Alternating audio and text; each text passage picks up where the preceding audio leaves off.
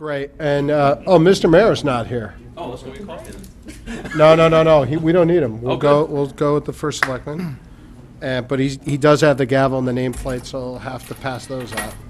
So with that, we all set? Good. Good evening, everyone. Would everybody please rise for the Pledge of Allegiance? Since we're going to hear from the first selectman tonight on his budget, I'd ask him to lead us in the pledge. And thank you. I pledge allegiance to the flag of the United States of America and to the republic for which it stands, one nation, under God, indivisible, with liberty and justice for all. Thank you. Tonight, believe it or not, is actually the second meeting since the unfortunate passing of probate judge Dan Caruso. And unfortunately, I missed the first meeting, so I'd ask my colleagues for a moment of personal privilege. We were all very good friends of Dan. He served this town faithfully for decades. You could not meet the man and not instantly like him and respect what he did for everybody in town, whether you knew it or not. There was virtually no event that I ever went to at the town that Dan was not at. And lucky or not, one of my best memories of Dan happened 2 weeks ago. My wife and I brought our 11-year-old son in to get his passport renewed into the probate office. We actually didn't know you could do that, and we found out online that you could do that, and we went in. And as soon as Dan saw my 11-year-old, he immediately just took him away from us and brought him into the records room and started showing him the historical documents of the town going back 300 and some odd years. And the smile he had and the glint in his eye as he walked my 11-year-old through those documents, it was truly amazing. And that'll be the last memory I have of him, because that's the last time I saw him alive. And I think it's a fitting memory for what he meant to generations of Fairfielders and what he meant to the town as a whole. So I know his service is coming up. I'm sure we're all going to be there. This town will not be the same without him. So thank you for that moment. Tonight we start our annual budget process. The first thing we're going to do is hear from the first selectman with a budget presentation that he'll make to us. And then we'll start going department by department. As every year, we look to improve the budget process and change the budget process based on lessons learned. Now, for better or for worse, this is a very experienced board. When I went to add it up, we probably have over 50 years of service on the Board of Finance as we sit across this table. There is not much we haven't seen, and there's not many departments that we don't know a lot about. So if we go rather quickly through some of these departments, or we go without questions for some of these areas, please do not read into that we don't have a care about it or we don't have an understanding of it. Just realize that we have many, many budget hearings, many, many departments to go through, and with that level of experience, we may not have too much in the line of questioning. And I say this every year, thank you very much, don't read into the questions we ask. As your representatives and the taxpayers' representatives, it's important that we ask difficult questions. It's important that we get to the bottom of different things year in and year out. And sometimes people will hear a question, whether it's live in the audience or on TV, and they'll try to read into somebody's thinking. Oh my God, they asked about the library. Are they going to close the library? Oh my God, they asked about the Shellfish Commission. Do they not like shellfish? No, it's none of that.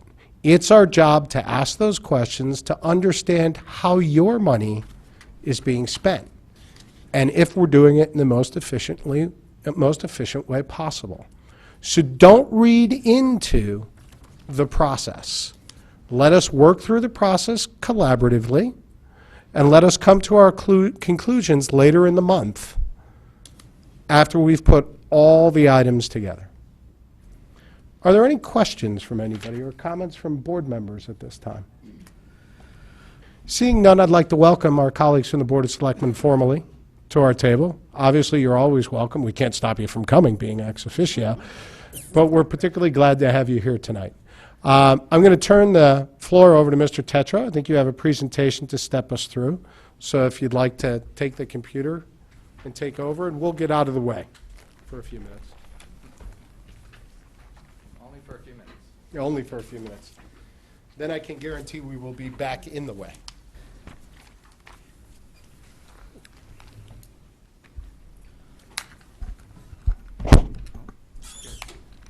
All right, thank you. Whatever makes it better to see the screen.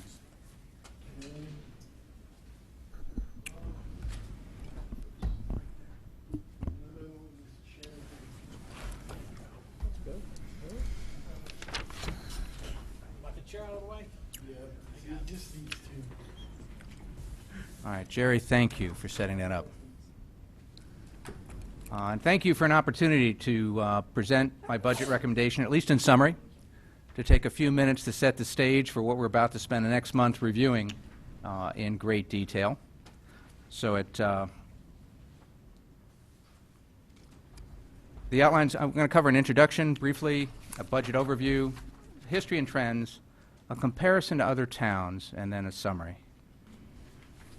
I definitely want to thank our department managers who did a phenomenal job in putting this together and have for the last several years. And when you look at some of the challenges that are facing us, they have been key players in doing this.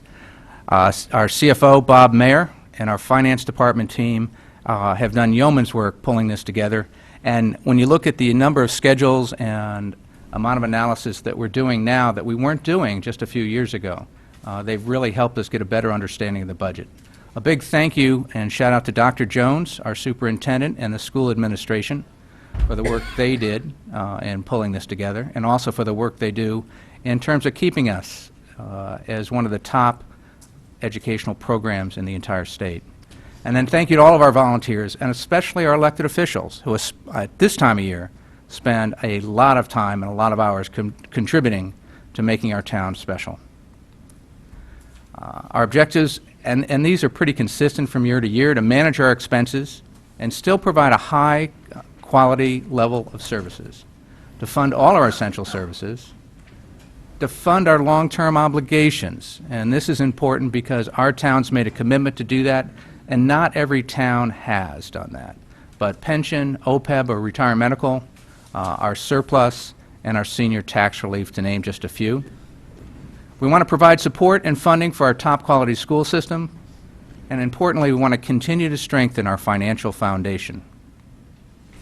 As for an overview, on the town side, I'm recommending a budget of $131.3 million. That's a 1.2% increase over the prior year, and that's a total dollar increase of about $1.58 million. The primary drivers for this, as you'd expect, are salaries and wages, health insurance, our annual pension contribution, our annual OPEB, or retiree medical contribution, and our supplemental contribution to surplus. On the decrease side, we're seeing lower expenses in terms of debt service, our recommendation for DPW paving, and our workers' comp expense. For the Board of Ed recommendation, I'm recommending $173.9 million. This represents a 3.1% increase in expenses, and this supports the superintendent's request. This is a total dollar increase of $5.23 million. When you look at Board of Ed expenses, there are certain expenses that are included in the town side budget. This includes debt service for certain school building projects, workers' comp, insurance for liabilities and errors and omissions. Our health department has the nurses' salaries in them. Our police department has the crossing guards and school security officers. We do a lot of purchasing, unemployment insurance, and finance, DPW, and some other related expenses. The total additional BOE costs come out to $23.4 million, which, when you look at it in total, that's a budget of $197.3 million. This number and these details are reported to the state every year because they want to know the total amount that we spend on education. Combined, this represents 65% of our overall budget. And I believe this makes a strong statement about Fairfield's commitment to education especially given the reductions in state education funding that we've seen the last 2 years. We've got some revenue issues. On the negative, we've got the loss of tax revenue from the GE property. Last year was a partial year, but this year it's 100% gone. And we've lost more additional municipal aid from the state, as been widely publicized throughout the past year. On a positive, we've got some grand list growth. We've got some non-tax revenue growth. We've gone back and looked at a lot of our fees and what we charge for different programs, and we've seen some growth in those. And we've used certain reserve accounts to help balance the revenue side. Overall, it's a budget recommendation of $305.3 million. This is a total dollar increase of $6.81 million, and it represents a budget increase, an expense increase of 2.28% over last year. The mill rate estimate is 26.46 to support this recommendation, or a 2.48% increase. Because of the reductions in state aid, the mill rate estimate's a little bit higher than the budget estimate. Let's take a look at some of the history and trends. We've got a 10-year comparison here, and there are a couple highlights here. One, as you can see, go down about 3 lines to pension contribution. 10 years ago, it was 0.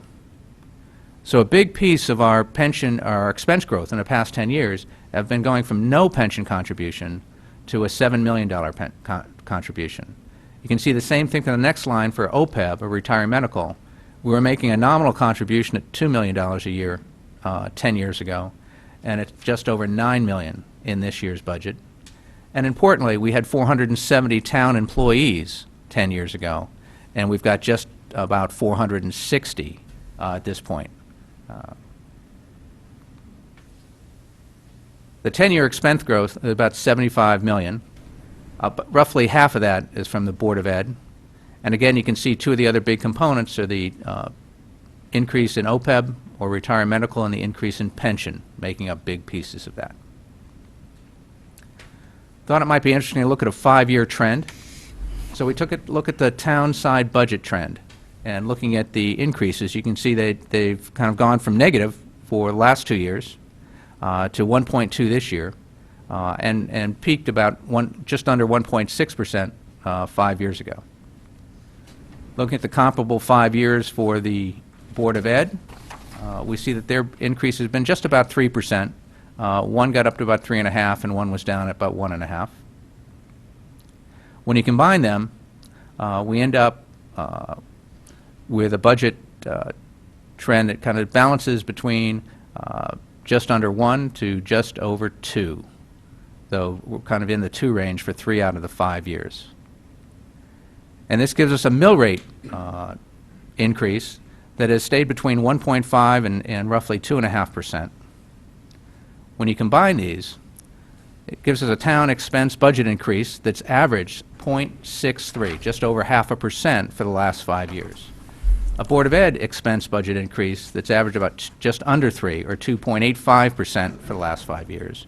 Combined, they come in at just under 2% at 1.86%, and that gives us a mill rate increase of roughly 2% on average for the last 5 years. When you look at some other towns, I've picked Greenwich's Westport as 2 AAA towns in Fairfield County to take a look at. You can see the populations for Greenwich and Fairfield are about the same. Westport's about half of that.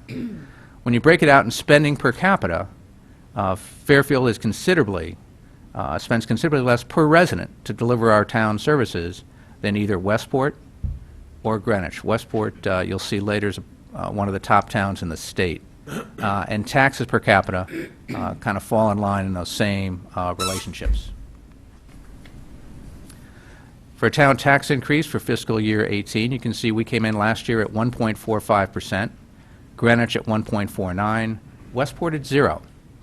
All 3 towns made their pension contribution as recommended. For retiring medical, Fairfield and Westport did. Greenwich did a partial. And in terms of use of surplus, we're actually I'm going to say one of the few towns, we're the only town I know of that has a budget line item that actually makes an allowance to add money to our surplus every year. In Greenwich's case, they actually use part of their surplus to fund operations. 2.8%, 3% of a $400 million budget is about $11 to $12 million. And they use that to lower taxes, which is legal and allowed, and you'll see many towns that do that. Westport's another town that did that. They use 2.1% of their budget from surplus to lower taxes, and that's 2% of about a $200 million budget, so about $4 million. So if they didn't do that, if Westport's tax increase would have been closer to 2%, and Greenwich's closer to 4.5%. I pulled this chart out just to look at some comparative spending per capita as a way to look at towns. Now, this is an older chart. It's from 2012, but it was put together by the Yankee Institute, and they just haven't updated it. I went back and looked to see if they had a more recent comparison. I think the tax increases have been, for everybody, have been relatively modest for the past few years, so the standing on this I don't think has changed. But you can look at spending per capita as a way of measuring our efficiency in delivering town services relative to other towns, and you can see we're ranked here 11th in the state relative and much lower than some of our neighboring towns. But also importantly, looking at the increase in expenses since 1996, or growth in expenses over time, and we come in lower than everybody here except Greenwich with 113% over that time period. So in summary, this budget meets the challenges facing our town today. It meets our long-term obligations for pension, OPEB, senior tax relief, and protecting our AAA credit rating. It continues to support our high-quality education and our school system, and it recognizes the need to keep Fairfield affordable while maintaining valuable services for all. So thank you for the opportunity to present this.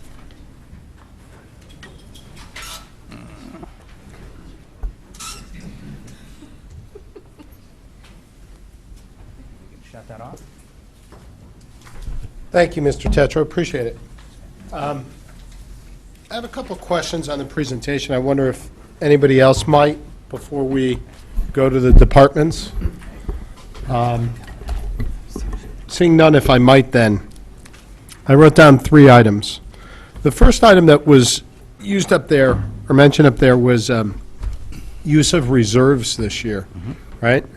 And looking through the budget book, it's not really use of reserves, is it? It's a carryover of expenses that weren't paid this year, correct? Oh, correct. It just, it seemed a simpler term to use Right. than to try and expect, but that's correct. Right, so it's money that was put on hold this year, was allocated, was not spent, and you're carrying it over to next year's budget and say, we can use it this next year.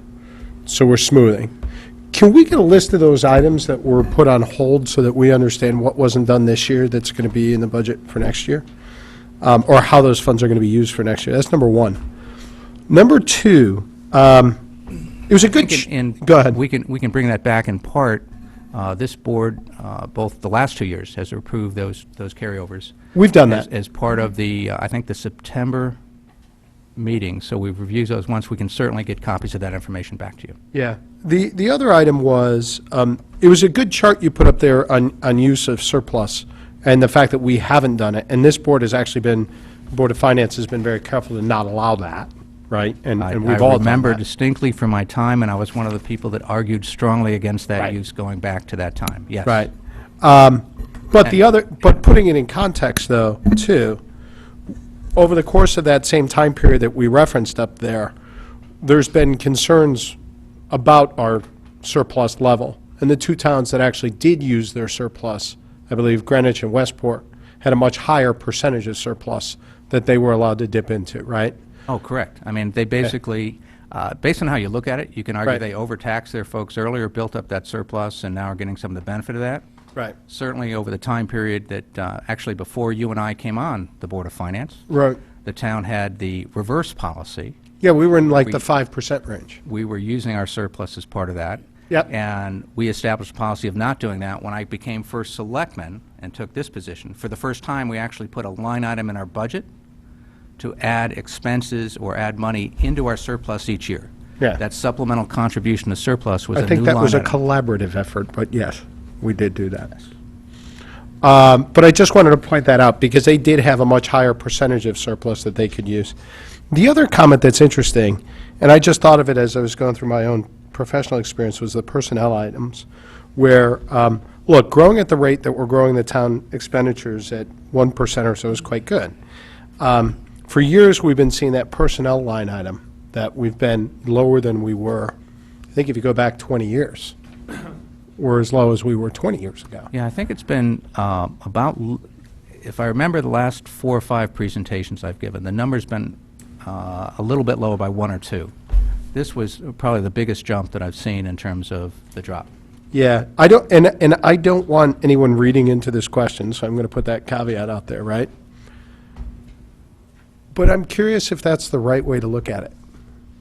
Because with the advent of technology and the advent of new ways of doing things, should we be comparing ourselves to the way we did things 10, 15, 20 years ago? Or should we be comparing ourselves to how other towns might be doing things now? Well, and I think that, good point, I think we're doing both. I think by looking at how we're doing it 10 years ago, we can see that the impact of technology, and we're delivering the same or improved services with fewer folks. So we are more productive, and we're not doing things the same way we were 10 years ago. So that's one version of that. Right. And then second, by looking at our cost of services per capita, that's one of the ways we compare ourselves to other towns around now, and looking at where our Right. efficiency is currently compared to those. So I think both perspectives are important to take a look at. Yeah. Well, you also get economies of scale, being the fact that we have larger populations in some of the towns that were there, so it's spread over a higher number. So you get the economies. One That's, one of the reasons to look at Greenwich and include Right. that, but Well, one of that's the, a whole, when we get into the cost per pupil debate, right? There's two sides to that, right? We have 10,000 students now versus 8,000 a few years ago, so by definition, we're more efficient, right? Yeah. So one of the things there is that you want to make sure that we are, and we are. And I think if you look at towns that are close to us in population, we do much better. But you're absolutely right. I mean, this is Connecticut. We have a small state with 169 pieces, so we're in smaller pieces. As somebody said, should we have county government? And the point was, hey, Connecticut's only as big as most counties in the country as it is. Very valid point. Thank you. Do we have other questions for the first selectman? We'll go to Mr. DeWitt, who had his hand up first, and then we'll go to Ms. Leclerc. Just a quick clarification for your first point, Mr. Chairman. So 2 nights ago, we had the quarterly review, and Right. you were speaking about use of reserves or surplus. There's actually an additional use of surplus on top of the 1.475 from this year. Mr. Mayor had told us there's $1.1 million surplus from 2016 that is also rolled into here, Into 2019? into 2018-19 budget, right? Am I correct, Mr. Mayor? A couple things. One, the reference to an earlier comment, if I understood it correctly, the dollars that are being used are carryovers from prior years. There was carryover from fiscal year 16 and fiscal year 17. The amounts respectively were $1.241 million and $1.475 million. Those amounts were realized from operational savings and other positive variances. They weren't realized from not spending or putting things on hold. No, I Yeah. So don't just think those that's are the two- point. The point is that they're being Yeah. used. And when the budget this year, of that 2.716 million, there's 1.6 million that's in this budget. And we're also, and as you Just told us let's 2 just nights get- ago, if- $1.1 million is being Yeah. used. One If I point- could- one- one- one point- 1.1 is being used in 2000, this current fiscal year Right. year 2018, and 1.6 is being used in the budget for 2019. Yeah, I So think the it's, state- so the it's statement important that Total of there's no, 2.7, which is so the pretty much all statement of it. that all of our surplus from the last 2 years, as great a job as we did, is being utilized in this budget, either to reconcile this year's budget we're executing or this year budget we're starting to talk about tonight. That's close to exact, yes. yeah, my caution would be not using the term "this budget," since we're in fact in a budget and we're referring to the quarter, and we're talking about next year's budget at the same time. So if we can Right. reference the fiscal years, so Sure. Communication is clear. $1.114 million is being utilized in fiscal year 2017, 2018, and $1.6 million is being utilized in the budget that we're talking about tonight, 2018, 2019. No question. And that's the reason we brought those forwards in part to help mitigate the impact of the state reductions in municipal aid, and that's exactly what we're doing with them. All right, Mr. Chair, I just want to make sure, because you weren't here for that data Oh, 2 thank nights you very ago, much. so- Appreciate that. The other comment that I might make Yeah, based is that on upon this? is when we talk about, I'm sorry, the reserves and staffing and technology and all that, I think it's important for the residents of town to know that the town has total staffing of 457 or something like that. 237 of those are uniformed. Thank you. I'm going to go, Mr. Walsh has a follow-up to this. Do you have a follow-up to that, or is it something separate? Well, it's probably the same thing Mr. Walsh is Go going ahead. to say. Then go And ahead. He probably will say it more elegantly, but I'll start. Is that we also had a presentation on Tuesday from our auditors, and they pointed out that our fund balance is still on the low side, and that we should be working towards a 15% balance, and that even, like, we should be aiming towards like a 12%. Because we're a coastal town, we're more at risk than other towns, so we should be aiming on the high side of that balance. And they keep raising the bar then? They keep raising the bar. Actually, what the auditor admitted is that he had no current data on that, and he couldn't show us anything in writing on that. And I would I'd take issue with how strongly he said that, because if you read our rating reports, the rating agencies are very complimentary with what they call our financial flexibility. All right? They don't specify percentages that are targets within that. But he The can- other difference with Fairfield versus many communities is we don't have as much infrastructure within the flood zone as other towns might have. And that's one of the things we saw during Storm Sandy, which was the biggest hit around, is we didn't take as much of a hit to our municipal operations as other towns did. Ms. But I LaFleur? think he pointed out to like the other AAA towns and what's considered a strong fund balance, that we're on the very low side. We have a lower balance, but the rating agencies have actually said, because Connecticut in general, the primary revenue stream for municipalities is property tax, that they don't require as high a fund balance as they do in other towns. And again, he In didn't other really... towns? In other towns in the state? In other or states. town- In other states. He also, when we questioned him about what his support was for that, he really didn't have anything, and it just, his statements were his projections, not what the rating agencies have said. Can we get a listing to solve this, and then I'm going to go to Mr. Walsh. Can we just get a listing of what, based on the last filed financial statements, the fund balances were as a percentage of the towns that are AAA towns within the state of Connecticut, please? And let's see where we stand. Yeah, I think Point. there's no question we stand on the lower I'll go to side. you, I have to go to Jim. On this subject, I don't know if Jim. Yeah, Jim, are you on this subject? Sure, I'll stick Yeah. on, my question originally wasn't on Mary's subject, but I'll come I'll back to come that back later. to you after John, then But- you go first, Yeah. then I'll go to John, and then I'll come back for your next. I think some of what Mr. Senafani said was actually a pretty wise counsel, in that this state is doing horribly, horribly. And you just look at what they're trying to do to us with state funding, gutting us. And it's another reason why our fund balance should be higher in case something further happens. So I've done, based on being on the Fund Balance Committee way back when, and have been still reading articles that still say that AAA communities across the whole United States should be close to 15%. And I've been reading more articles since then that with some of that suggest other reasons, including being in a hurricane area and other reasons. So I think the Fund Balance Committee, I'm going to recommend to the chairman that we start meeting immediately, and we'll get all these articles that are available on the internet and through financial houses and things like that, to start looking at that policy and where it should go. Can we get a view on that before we vote, please? Sure. Yeah. Good. Thank you.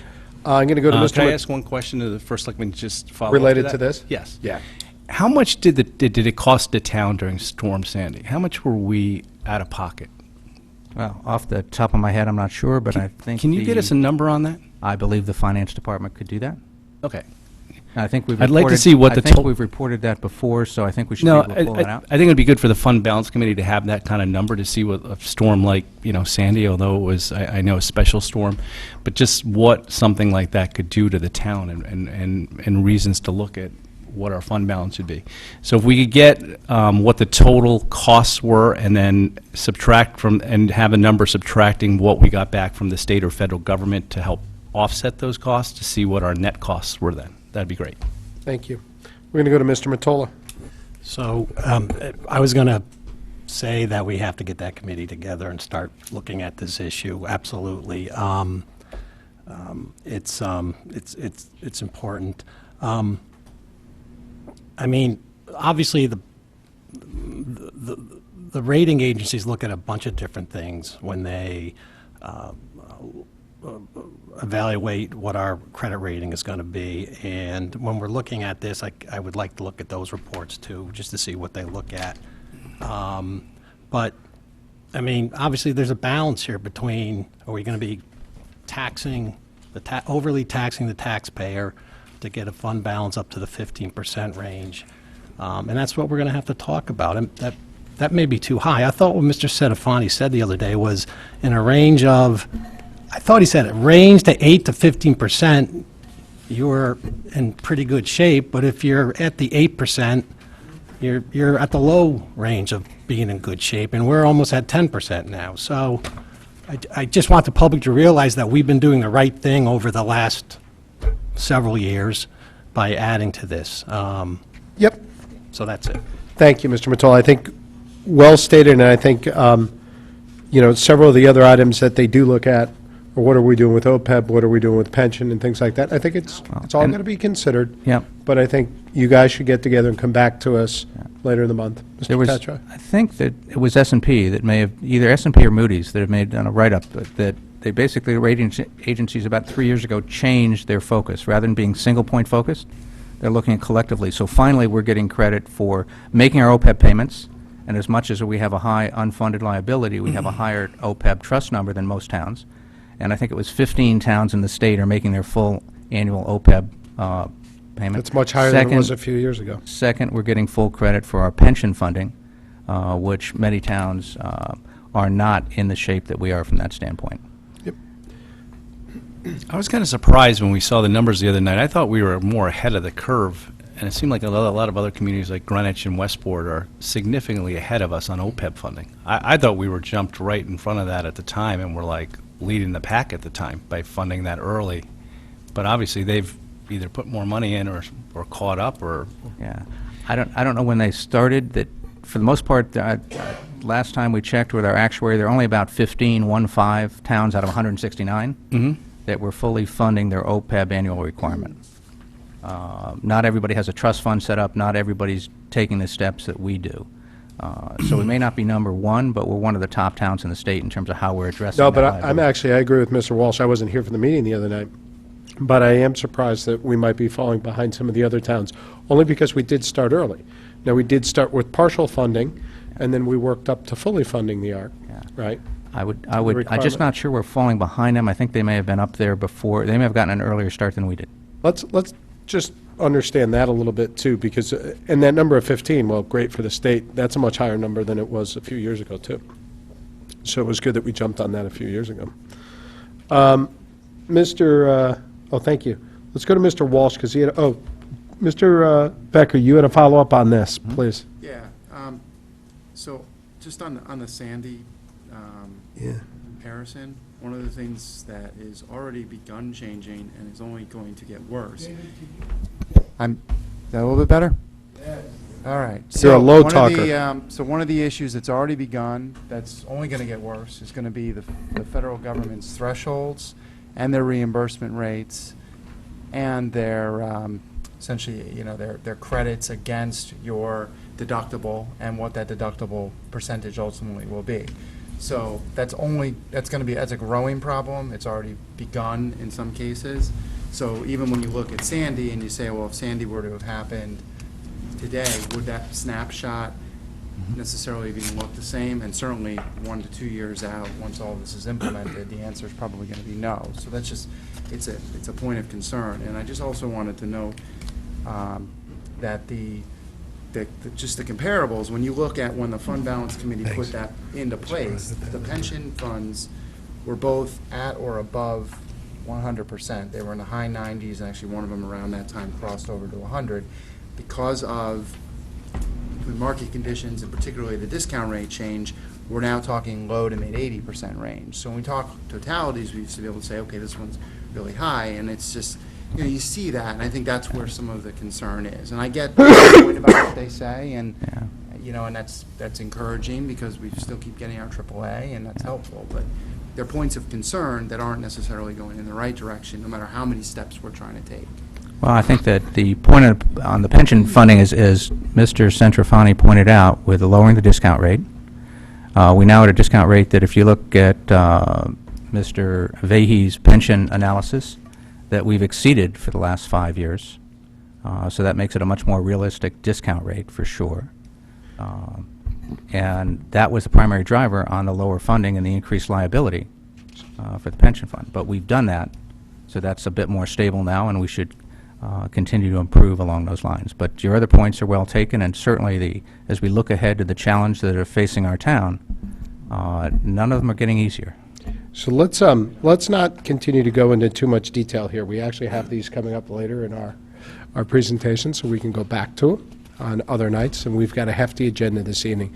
I'll allow a couple more questions, if there are any, on the First Selectman's presentation. Mr. Walsh, you had indicated you might have one. I was just following up. So, in essence, we are using some of our surplus in this year's budget, correct? That we built up over the last year. As I reported So- 2 nights ago, yes. Yeah. So, like other towns have done, we are doing the same thing. Well, we're not reducing our fund balance. Yeah, but we would have, if we didn't move the money forward, we would have increased our fund That's balance. correct So you statement. could say they're the same dollars. It's just what bucket Right. we have them in. Correct. Okay. No, what surprised me about the other towns is the magnitude. I realized that Greenwich is putting in 12 million from their fund balance into that. Westport's putting in 4 million compared to our 1 million. So yes. Do we have any idea what those towns' surplus was last year? Well, we've asked for that information. Okay. What their surpluses were last year? Yeah, we've Okay. asked. Okay. Yes. I'd just like to add on that, and I don't have the details, but I would imagine that they put in a higher number than they usually do to cover the deficit the state left them, so they didn't have to send out tax surplus bills at the time. Thank you. Let's move on from this and move into, unless there's any other questions directly for the First Selectman on his presentation. Mr. Timniak. I do. Thank you for the presentation tonight.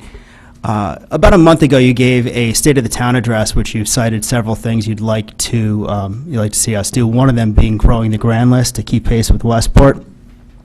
You gave a pretty good comparison of why Westport's taxes are lower and Fairfield's keep going up, and the per capita and everything like that. I'm wondering, and I didn't see it in your budget presentation, I'm wondering what priorities or what, I'll use priorities. What did you include in this year's budget, because I didn't see it in the presentation, to address your concerns you highlighted during the State of the Town address so that we can keep pace with growing our grand list? I think if you go back to the last section of my State of the Town address, I listed the initiatives we have undergoing right now, and they are included in this budget. What are they?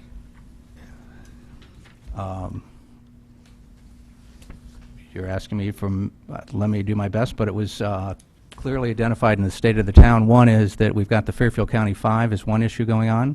We've got the Economic Development Commission has finished a long-range plan, and Mark Barnhart has another initiative going on with addressing a marketing plan for the town focused on recruiting and retaining businesses that we have.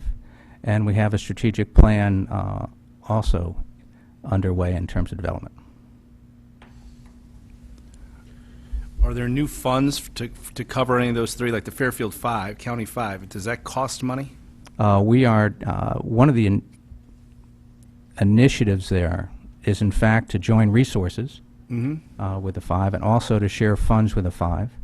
And we're also, when need be, going out and getting some corporate participation as part of that. So, no, that's not costing us any significant additional dollars. We are repurposing some of the dollars we have to support that.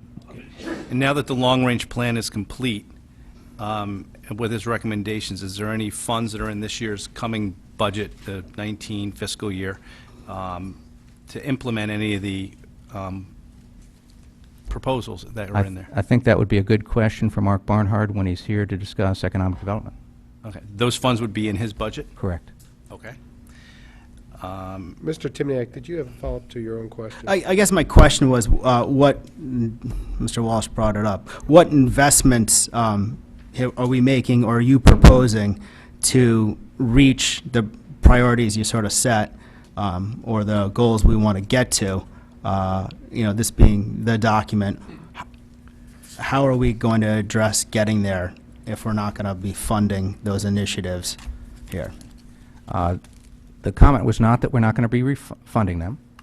The comment is that we're using the budget dollars that are currently within the Economic Development Department.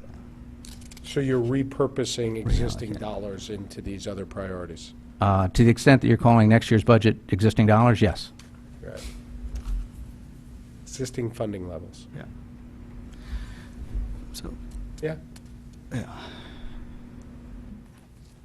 I'm sorry, I thought you were. So I guess the answer is you've retasked the Economic Development Office to address the problems you cited in the State of the Town address? Actually, we've been working on these for several years. If you look at the Economic Development Long-Range Plan, that took a couple years to develop. That was completed last spring. So now the Economic Development Commission is focused on priorities and actually setting up subcommittees to address each of the action items that come through that. So the State of the Town is really focusing that as a major priority and making sure everybody's aware that's what we're up to. The Fairfield County 5 is taking advantage of, dare I say it, regionalization to make our dollars more productive, because we can combine those with other towns, both in terms of dollars, but also resources in terms of the economic development people. Here we have Mark Barnhart and his team, but Stanford, Norwalk have much bigger teams that we're taking advantage of as part of that. So I think that's one of the best ways we're working to share resources and make sure we maximize productivity and effectiveness for all 5 towns. And again, the 5 towns is just the start. Think of that as the beta test to get this working. We will expand it to other towns in the county. We just needed to do something to get it off the ground. Thank you. Any other questions on this topic? Ms. Marmion. Thanks. Mr. Tetra, you mentioned the strategic plan that's underway as one of your initiatives mentioned in the State of the Town. Can you give us an update on where we are from a timing standpoint with that? And also just remind us of the funding for this. This is fully funded, correct? At In this point, this fiscal year's correct. budget? Correct. It's fully funded. We've got an update coming from the Strategic Plan Commission to the Board of Selectmen in March. And I think this board just had an update We did. a little while ago. So We did. I'm not sure anything's dramatically changed since that, but certainly in March we can give you a more up-to-date view of where they are. Okay. Great. Seeing no more comments, questions, or concerns, we're going to move on. And we're going to go to the not-for-profit agencies. And I would direct everybody to start at page 103 of our budget books. That would be page 103. All right, we're going to do a page flip here. We know we have a lot of the not-for-profits here tonight. We thank you for being here. We're very familiar with the services that you provide our community, and it's greatly appreciated. Do not feel compelled to come forward unless there's questions to be asked of you. If you would like to make a brief statement, I welcome that as well, but may I comment that it's brief. All right? So let's start on page 104 with the Regional Youth Adult Social Action Partnership. And this budget request is flat at $15,000. Does anybody have any questions on this budget? Seeing none, I'll quickly go to the audience. Does anybody want to say anything? All right, we'll move along. And we'll go to Pequot Library, which is the next set of pages. Seems like there's duplicate page. It's very long. This is a flat $350,000, flat from last year to this year. Is there any questions for Pequot Library from board members? Mrs. Marmion, please. Please, would the representative from Pequot Library come forward? Thank you very much. Please just state your name. Good evening. I'm Stephanie Coakley, Director, Pequot Library. Thank you, Ms. Coakley, for being here. John Kleckler is with me, our finance manager. Thank you, sir, for coming this evening. Go ahead, Mrs. Marmion. Thanks very much, and thanks for your thorough description. I was very impressed with your description of the fundraising that you do in terms of garnering more than 70% of your operating budget from special events, et cetera. That's very impressive. I was also struck by the fact that you note that you engage in a responsible drawdown from your endowment every year. Can you give us an idea of how much, maybe from last year, if you can, the amount that you drew from your endowment, and then you're asking for $350,000 this year. You've asked for this pretty much every year for many years. What is your strategy in terms of looking at your endowment and the drawdown versus asking the town for $350,000? Do you anticipate, for example, in the future that you might ask us for less and draw more down from your endowment? Is that in our future? First of all, thank you all for continued support of Pequot Library. As you know, we are incredibly grateful for taxpayer support. I'll refer to John regarding the endowment, and then when John's completed with the statements regarding endowment draw last year, I can talk about ideas I have for the future as far as endowment draw. So we roughly draw between 4 and 5% from an endowment fund. So in fiscal year 18, we're projecting about a 5% draw. Because of the investment returns that we're projecting for 19, we're looking at a 4% draw. So roughly we draw from the endowment are roughly around what we expect to earn in interest, therefore keeping the endowment fund intact. So to answer your question, it all depends on how the markets perceive. So some years, like when the markets were going down, we were drawing still the 4 or 5%, therefore the endowments went down. Years where the investment returns are greater, then we still do 4 or 5%. So smooth that difference out, and roughly the endowment is staying intact.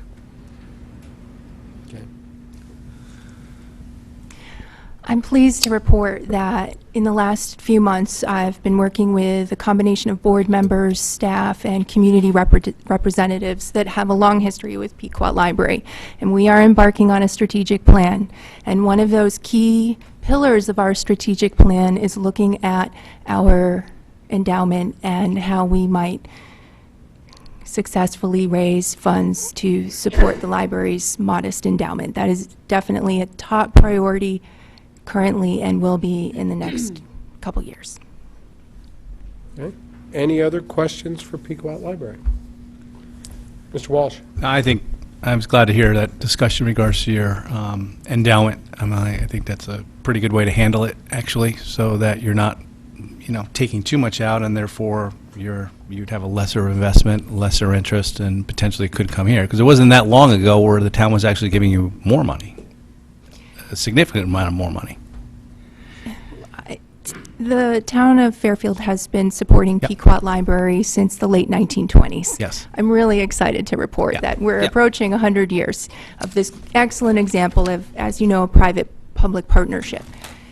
The town funding has been level since 2009, as you know, and again, we are incredibly grateful for the amount that it has been since 2009. I'd just like to say, for an investment of $350,000 for this town to get actually a third branch of a library that anybody in this town can use, I think is a great use of those funds. I mean, we can already see that just having the Fairfield Woods Library branch costs us $1 million a year to run.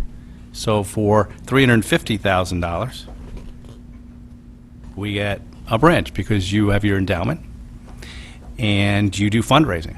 I mean, what I've suggested before, and I don't know with your predecessor, I know you weren't here last year, so welcome, number one, is maybe there can be some kind of cross-pollination where you might be able to assist them in finding ways to raise money themselves by having certain events at the library that might be able to generate them some more revenue to help offset some of our costs. That'd be great.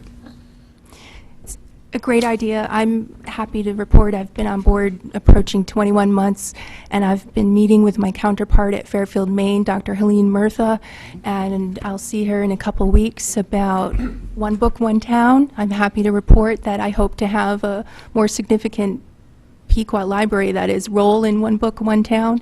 We're working together in a number of ways. Great. Thank you very much, Ms. Esmer. Good evening, and thank you. And Pequot is a real cherished asset in this town. When you collect fees, especially late fees, do they go back into your budget or into the town's budget? I'm so glad you brought that up. I just was emailing with Dr. Helene Murtha about that yesterday, and it's on our agenda when we meet on March 12th. I'd like to look at that carefully with her. Currently, what has happened is that fines are kept at each library. So, for example, a book returned to Fairfield, Maine, those fines are kept there, and then Pequot collects its own fines, and that revenue is kept at Pequot. But again, with the new hire in this town librarian, with Dr. Helene Murtha and me being fairly new, we're working together to collaborate in a cooperative manner even more. And we're looking at the fines number just this week.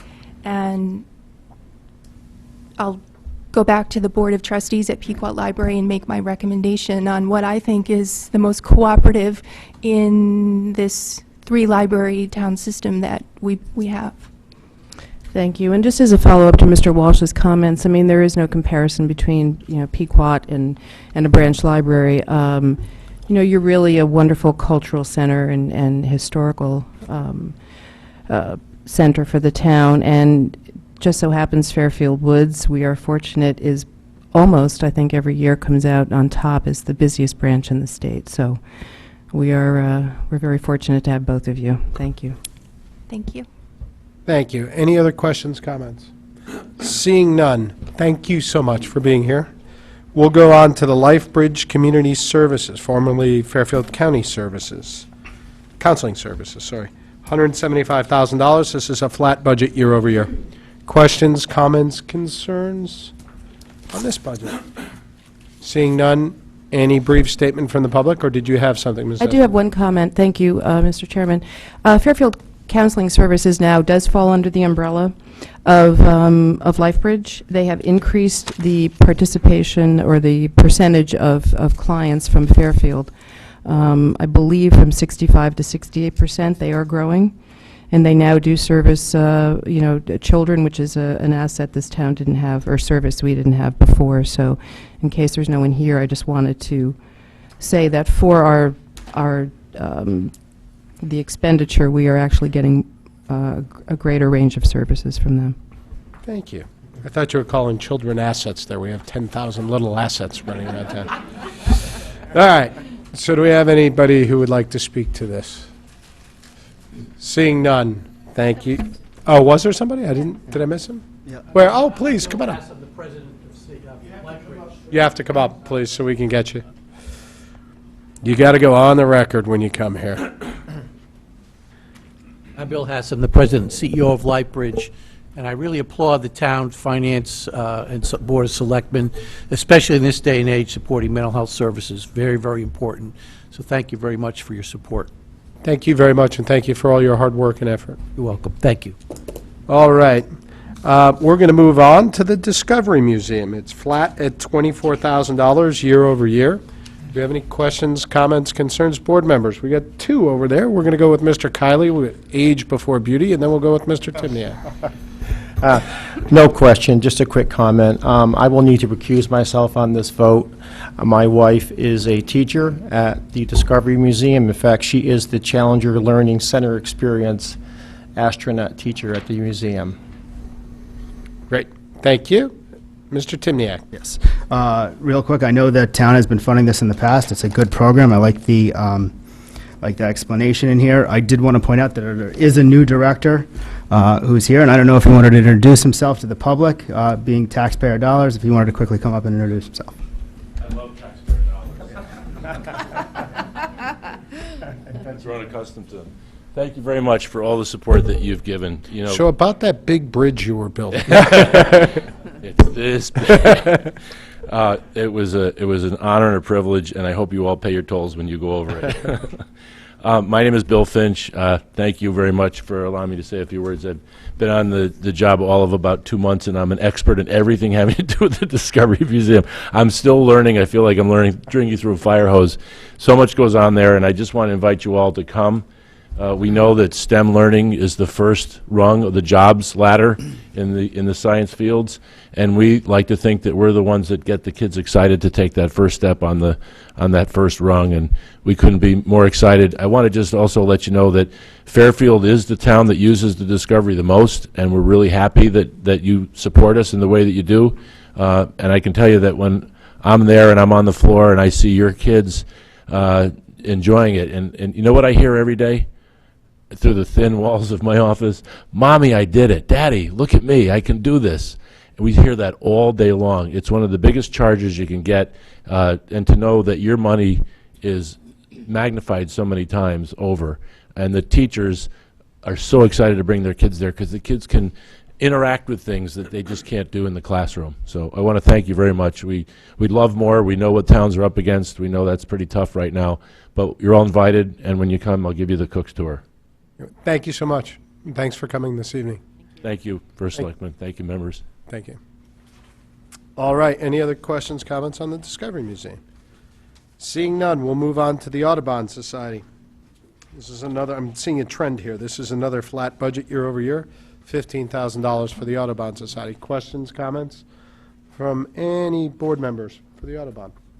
Seeing none, anybody from the public have anything they'd like to say briefly? Please come on up, sir.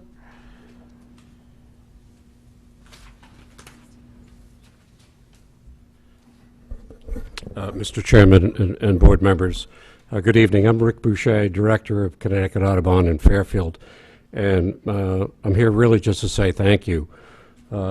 CANE program is what you've funded for many years. It's an acronym for Connecticut Audubon Nature Explorers, and this year, with our volunteer educators and with our students, we'll reach over 2,000 Fairfield students. It's their first taste of the environment, which is critical today in today's world of technology. So on behalf of the students it will reach and the volunteer educators and Connecticut Audubon Society, thank you. Thank you very much, sir, and thanks for your efforts. Seeing no one else, we're going to move on to the Greater Bridgeport Transit Authority.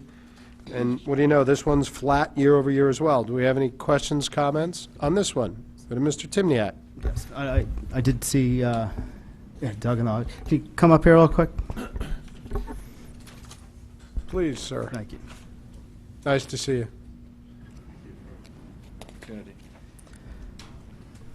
Yes. Thank you for coming up. Real quick, it's $30,000 a year every year. It's a very important service. We have lots of Fairfield residents do it, using it. We also have a lot of people who come into Fairfield to use our businesses doing it. And I think your organization is one to really highlight the lack of funding. You're like all of us from the state of Connecticut, you're now trying to do less with more. And if you can just highlight where we're at with state funding and if there's any changes you see coming to the Fairfield. How much time do I have? You know, try to keep it brief. Sure. But if any, more importantly, are there any changes you see coming to the Fairfield residents based upon state funding Can I right give now? you some background and then talk about how it'll affect Fairfield? The agency depends heavily on the Special Transportation Fund, which will be broke sometime in the middle of the year.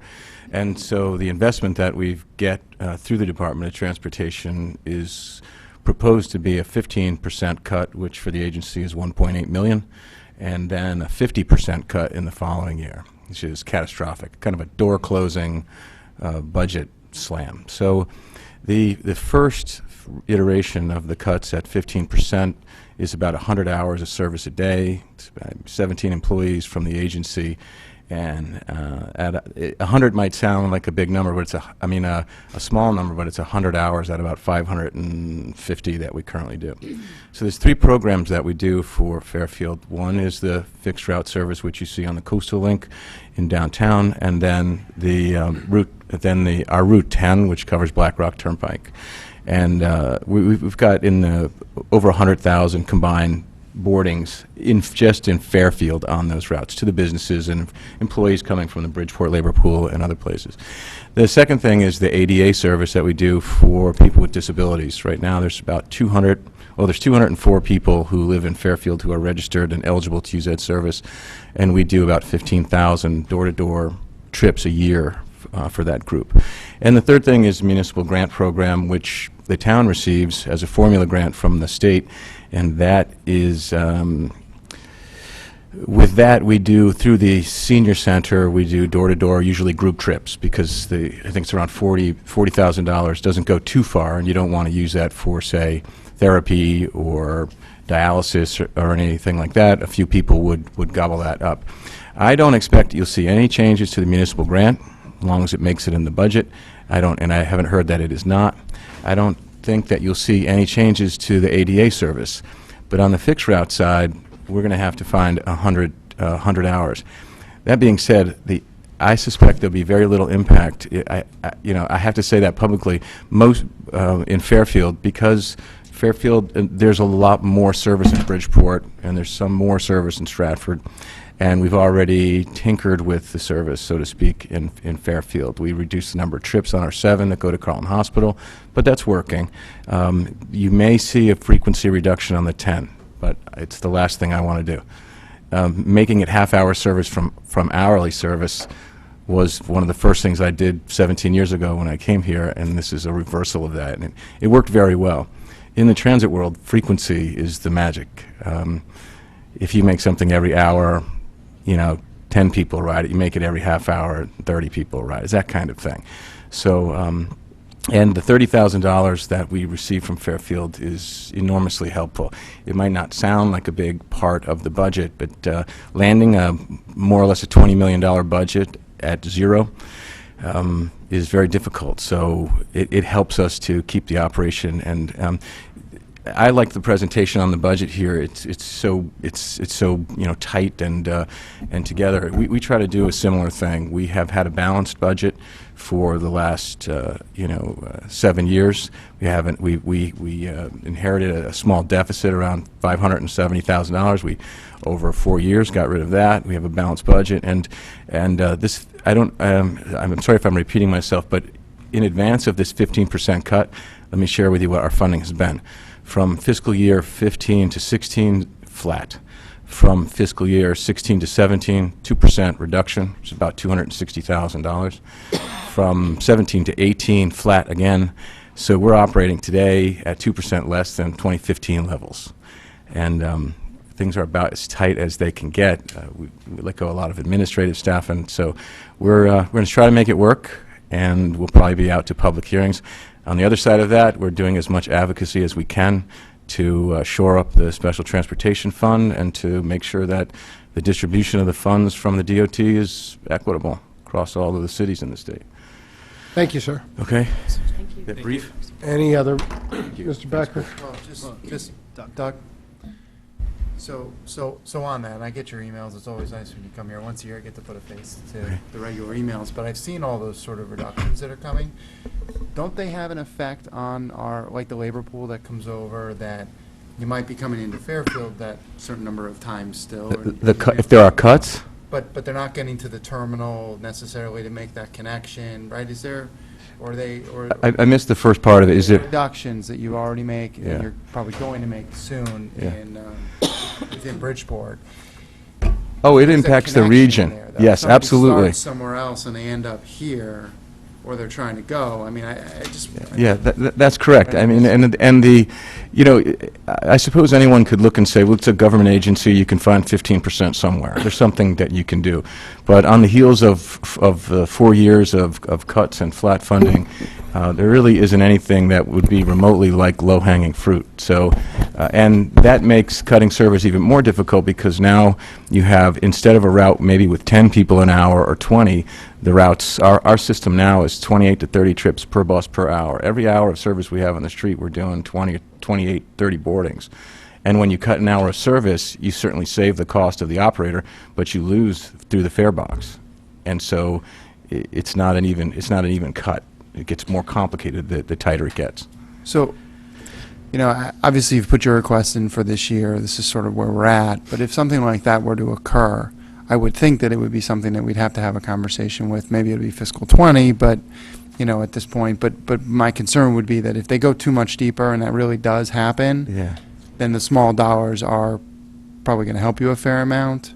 And we obviously want to keep things down and try to do that. But, my concern is that there's a trickle that's about to start to happen, and within this number and the way it's been built out, we very possibly deep into 19 or even partway into 19 are going to see that effect. And that's going to cause, if they can't get the rides, then it may cost more money for people to come in. There's a whole economic component there that just ultimately ends up costing the taxpayers a couple of things more, the that- businesses. The damage is, it gets to be widespread very quickly.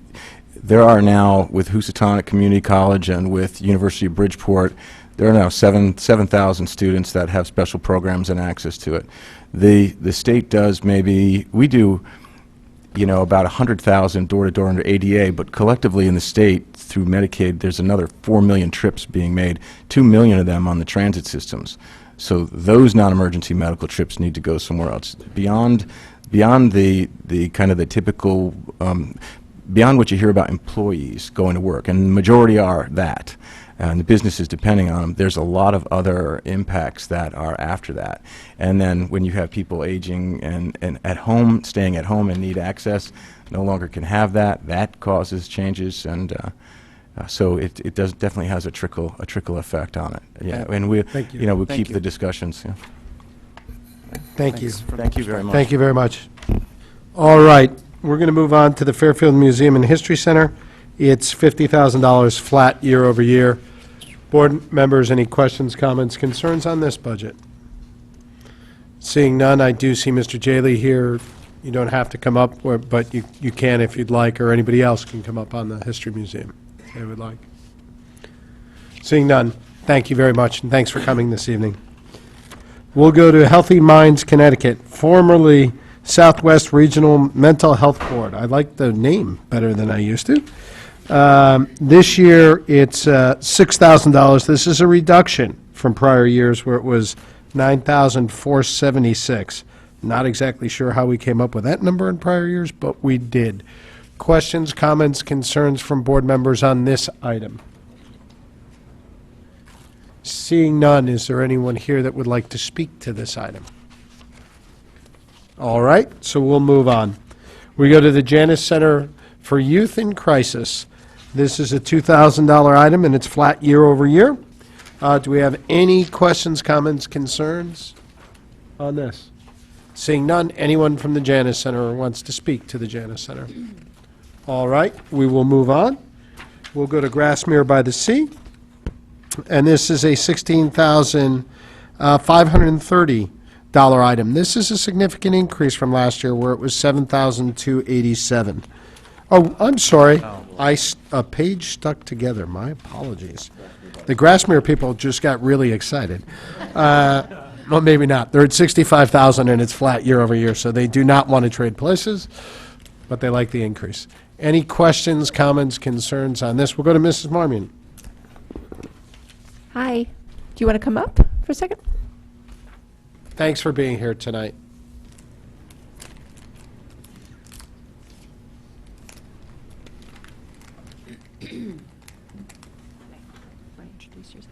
Oh, sorry. My name is Laura Snow Robinson. I'm one of the directors at Grassmere, or at Jewish Senior Services.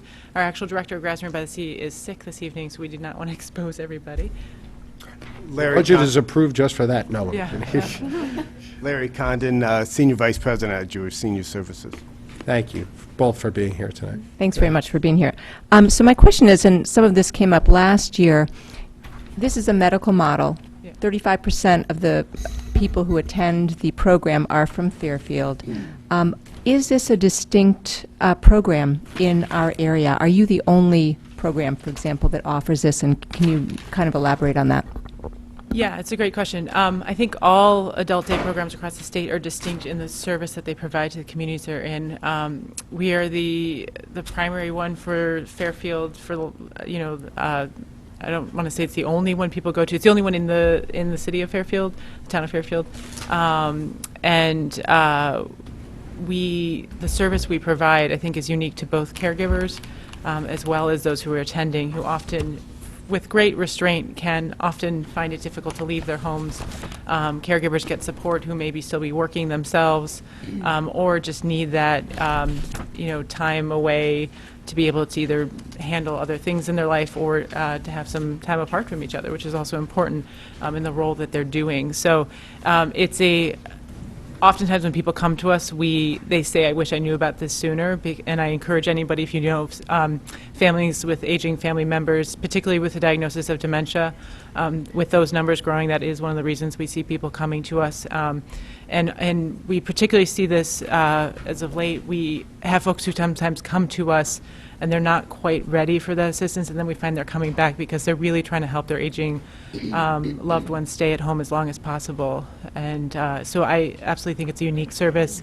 It is also unique in terms of there's not a lot of us out there. We all have, the Adult Day Association across the state strengthen numbers in terms of making sure that as some of the options grow, for example, with home care, it's a really efficient use of someone's, health care dollar, so to speak. It's not typically something that is covered by Medicare. That's a whole nother lecture we could do on some other day about what is covered under different types of programs as someone ages. But it can often be the difference between someone staying at home and helping stretch their dollar.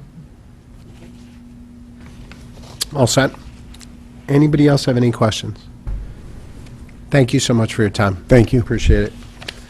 All right, we're going to move forward. We're going to go to the Sullivan McKinney Elder Housing, and this is the increase from 16,530 from 7,287. Questions, comments from board members on this item? Mrs. Marmion. So I guess I'm just curious why the increase, what's going on? I think it's also there's a project. Yeah, there's a project. Hello. Nice to see you. Hi, my name is Carolyn Durgee. I'm president of Sullivan McKinney Elder Housing. Carolyn, can you move the mic a little bit sure. closer to your mouth there? So that Are all of you aware of what Sullivan McKinney is all about? Several years ago, we refinanced and we redid the entire building, brought everything up to code, and every year we ask for a little bit of something to keep us in code with all of the safety regulations. You've helped us with the doors, the electronic doors. You push the button and the doors open. Lots of lighting last year, and this year we're trying to do the lights that are in the hallways and whatnot to get them into the, I guess, LED. I'm not up on all these terms, but it will help lower the cost of our electricity. And if you get a chance to go around, we have also done the outside. It is beautiful. We have 2 new driveway spaces and a patio and all new lighting outside. It really is very pretty. yeah. I would point out to the board that this is a great facility and great resource, and if you haven't had a chance to get over there and check it out, I would encourage you to do that. Also, their requests are very project specific. So if you look back at history, their numbers have gone up and down, and it's all about asking our help when they have a project. If it's a small project, they ask for a lot less. This is probably one of the larger ones, I think, that we've had in the last 4 or 5 years. Thank you, Mr. Tetreault. Mr. Walsh. I'd echo Mr. Tetro's comments. I mean, what I do respect about them is that they only ask for specific projects, and if it's $2,000 or $2,600, it's $2,600. But this year, it's $16,000, but I think it's for a good cause in regards to trying to bring their electricity bill and bring them into, almost 2020 with getting these LED lights. I hope they're having Mr. Bowman assist him with this project, because he usually can do this stuff with no money down kind of stuff, where it doesn't cost us anything, somehow. Still trying to figure that out. I don't even but want to know whatever. how. Yeah, let's save that for another day. But anyway, I definitely support it, even though it's more than, I wouldn't expect them to come back next year for the same 16,000, but if you look, this is probably an average of what they would do over a 5-year period of time. Thank you, Mr. Walsh. Anybody else? Average out.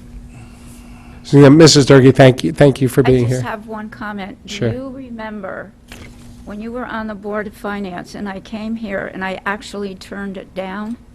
Ken Yes. Cato was the first selectman? Yeah. Because we were doing so well at the time that we didn't feel that it was proper to take the money. But now we need it. Well, we owe you. We owe you with interest. Yeah. I don't think I'll come and do that again. That's for So I was going to say, next year, come and bring a check, right? Thank you, and thanks for everything you do for the town. Thank you, Carolyn. All right, we're going to move on to the Kennedy Center. It's a flat request year over year at $7,000. Anybody have anything on the Kennedy Center? Seeing none, is there anybody here from the Kennedy Center?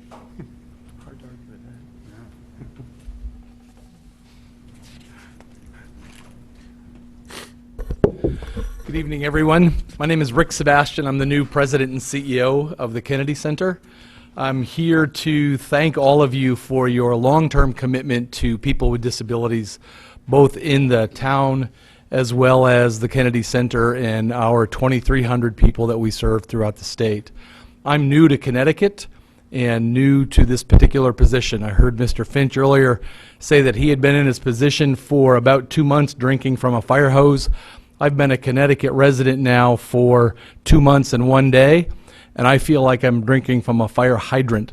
So I want to give my thanks to the fire department to make sure that those fire hydrants aren't filled with rust, because the water and the learning of our system is so immense. And you haven't even done your state income taxes yet. No, no, sir, and I've heard a little bit about that. I do want to say one thing as you're thinking about planning, and certainly something to consider from the Board of Education's perspective. We're starting to see across the state as well as across the country a rise in the number of students that are leaving school who have a diagnosis of autism or a diagnosis of being on the autism spectrum. And I think that is something that all communities will have to grapple with, both in the school system as well as those students that are leaving an entitled program and seeking services in an adult world where entitlement doesn't exist. Certainly, it's not something that we're going to be addressing with this particular budget cycle, but I think long-term communities need to be thinking about the increasing need and demand of students that were not typically part of our systems in the past 5 to 10 years, but will be part of the adult system and going forward. Just something to think about in your planning for the future. Thank you very much for the opportunity. Welcome to the position in the state. Thank you very much. I'd like to welcome you to the area, and I'm sure you've heard it many times. You have very big shoes to fill. As you come in here, thank you for coming tonight and introducing yourself to these boards and the residents in Fairfield. Thank you very much. All right, if there's no other questions on this, we'll move on to the Mill River Wetland Committee. It's $5,000 flat request year over year. Questions, comments, concerns on this one? Mrs. Marmee. I don't have any questions or concerns. I just want to say congratulations on your 50 years as a part of Fairfield, and we look forward to another 50 years. Thank you very much. Do we have any other questions, comments on this one? Seeing none, is there anybody from the public that'd like to speak to this item?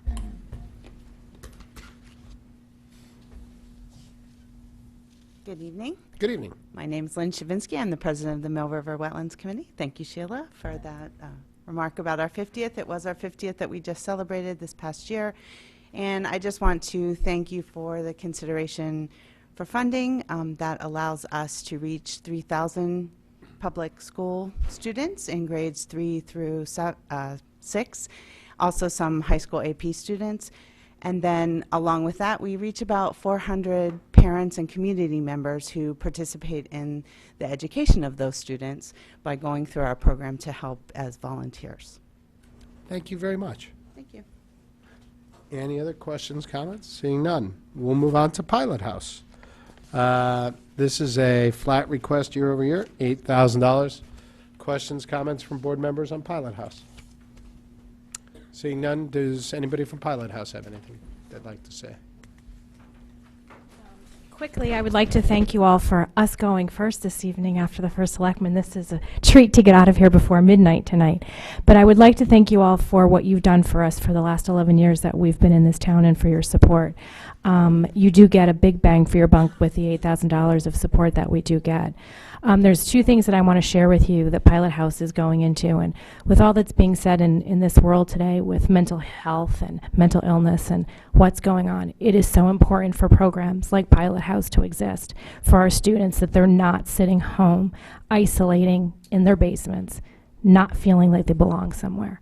So day to day, we take this very seriously, what we do in trying to get kids active and out of their homes and know that somebody cares. With that being said, with our budget season with the state, DDS took a big cut this year from the state of Connecticut and has impacted several of our families here within our community, where students are sitting home over 21 because their diagnosis is below, their IQ is above 70, so they're not receiving any support from the state of Connecticut. So they're sitting home, which is quite sad after the education that they received from the town of Fairfield that they're wasting away in their home. So we quickly decided at Pilot House this year to formulate a program for our over 21 students to actually give them employment and feel a self-worth. So all of the classes that we've been teaching them, though recreational but giving them skills, have now formulated into purpose. So we created a new program called Yes We Can, and they are taking the items that we have taught them throughout the years through photography, their painting classes, their baking classes, and now they've turned them into products, which we will be launching, Yes We Can, on March 10th at Pilot House. So now they will actually be employed, just getting a stipend now, but hopefully we'll formulate this into a full-time position with them through our business, which we'll have online and going throughout the community. The other thing that Pilot House is excited to announce is we are now at our community farm here in Fairfield. We want to branch out, and the vision for the farm has always been to bring our community together. We will now be servicing our veterans at the community farm, reaching out to them and helping them with coming back and trying to reacclimate to the world, and knowing that we care. So this program will be free of charge to those veterans, and we'll be raising those dollars in conjunction with another program called Equus Effect. I'd like to invite you on behalf of Pequot Library and Equus Effect. They will be presenting this Sunday from 4 to 6 at the Pequot Library, announcing our venture together and what other services we'll be bringing to the community here in Fairfield. With that being said, I'd like to say thank you. I have some gifts from the students so you could actually see the products that they have created, and what their photography has been created, and their new organic bath soaps that they're creating. And I invite you all to attend on March 10th and see what your dollars are doing. Thank you. Thank you very much. Any other questions, comments? Seeing none, we'll go to the Center for Family Justice. And this item is $6,100, and it's flat from prior year. Anybody else? Thank you very much for those. That's very kind. Anybody else? Thank you. All right. Is there anybody that would like to speak to this budget from the public? The Center for Family Justice. No. Sure. Thank you, sir, for being here tonight. With that, I think we've wrapped up our review of the not-for-profit area of the budget. Any comments from board members on this? Seeing none, we'll move along to the administrative and general area of our budget. And we're going to start with the first selectman's office. And Mr. Tetra, are you going to speak to this one? Yes, I will. All right. This one is on page 49. Thank you so much. That's very sweet of you. And my apologies in continuing. But no problem. That's really cool. I got a bar of soap. I don't know if that means they're trying to tell me something. No, Oh, okay. Maybe they're trying to tell us all the something. All right. No doubt one of the cleanest budget processes throughout the state. First night, and we're already starting with the bad jokes. Okay. The First Selectman's office is down about 0.5% this year, from 441 last year to 438 this year. And lo and behold, you approved what the department head requested. Shocking at that. Yes. Okay, go right ahead, The, Mr. Tetra. It's, pretty straightforward. It's pretty consistent with what we've done over the last few years, and certainly consistent with last year. And no increase this year for the first selectman. That was done last year. It stays for a couple of years, and then we revisit that. Is that Actually, it was approved as an increase. I think you were on the committee. I was. I thought we did it last year. 2.5% a year. Right. Last year, when I asked the department heads not to take an increase, I also did not take an increase. So it is, it was 0 last year. The increase is back in this year. What did we approve? I think it was 2.5% a year. Yeah, no, what was the dollar amount? Do you remember? Can we get 2.5% of the year. Can we, Mr. Yeah. Mr. Mayor, can you look that up for us and see what we approved in last year's budget, et cetera, and we'll go from there. I just want to make sure we keep track of that. Thank you, Mr. Tetra. Any questions, comments on this budget from board members? Mr. Becker. Not on this, but just a quick housekeeping item. If last year we got this sheet with the list of all the departments, and it had the revenue and the budget pages marked in it, if we could just get that again, maybe from finance. Is that a request to the finance department? Sure. Who's not listening Yeah. to you right now? Who's not listening? Would the So finance as we're wading department through now, report to class? if we could get the budget pages for revenue and expenses by department listed out, you have this somewhere?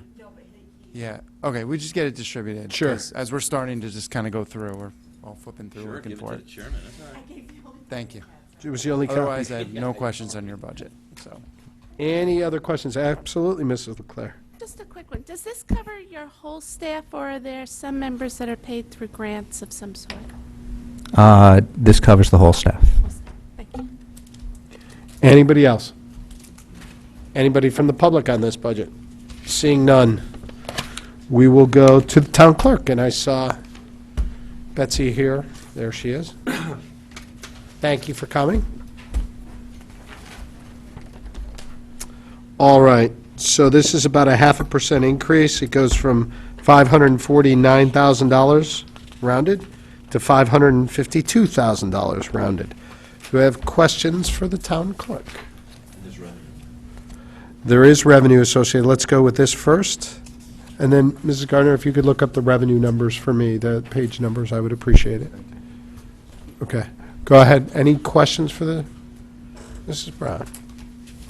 Seeing none, let's go to revenue. What's the page number on that, please?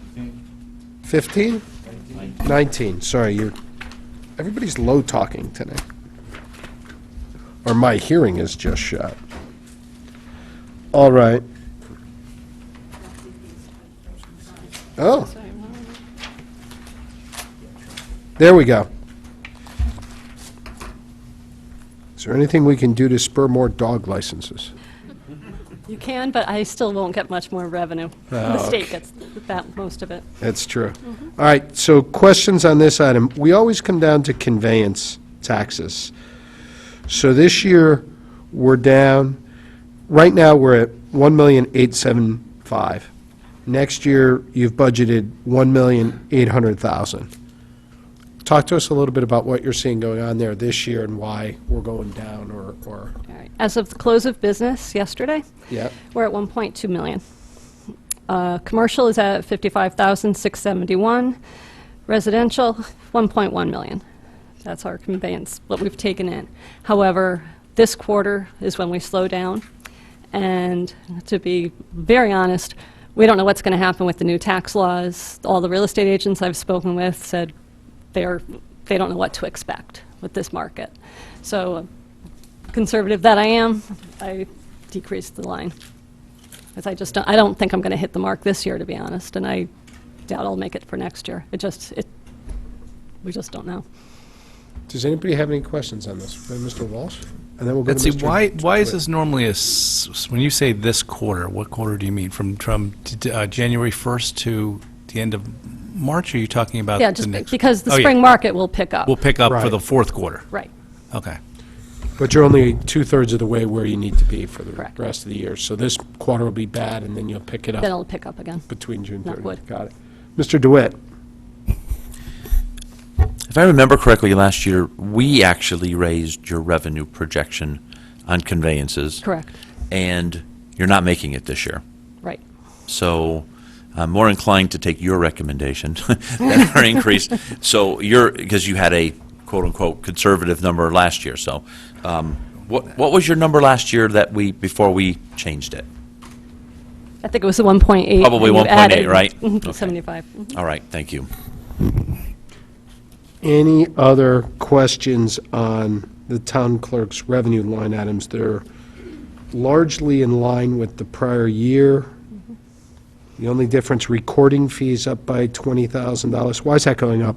Is there a rate increase? Or- Well, predominantly, there's more activity, still refinancing, releases of mortgages as well. And the difference is, too, some of those fees are actually the MERS recordings, which that money goes straight to the state as opposed to staying here.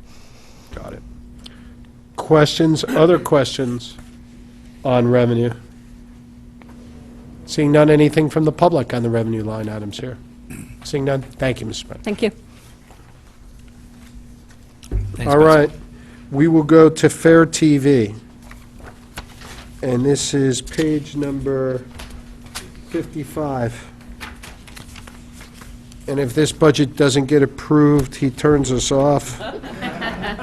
Or, worse in my case, he uses the fat lens.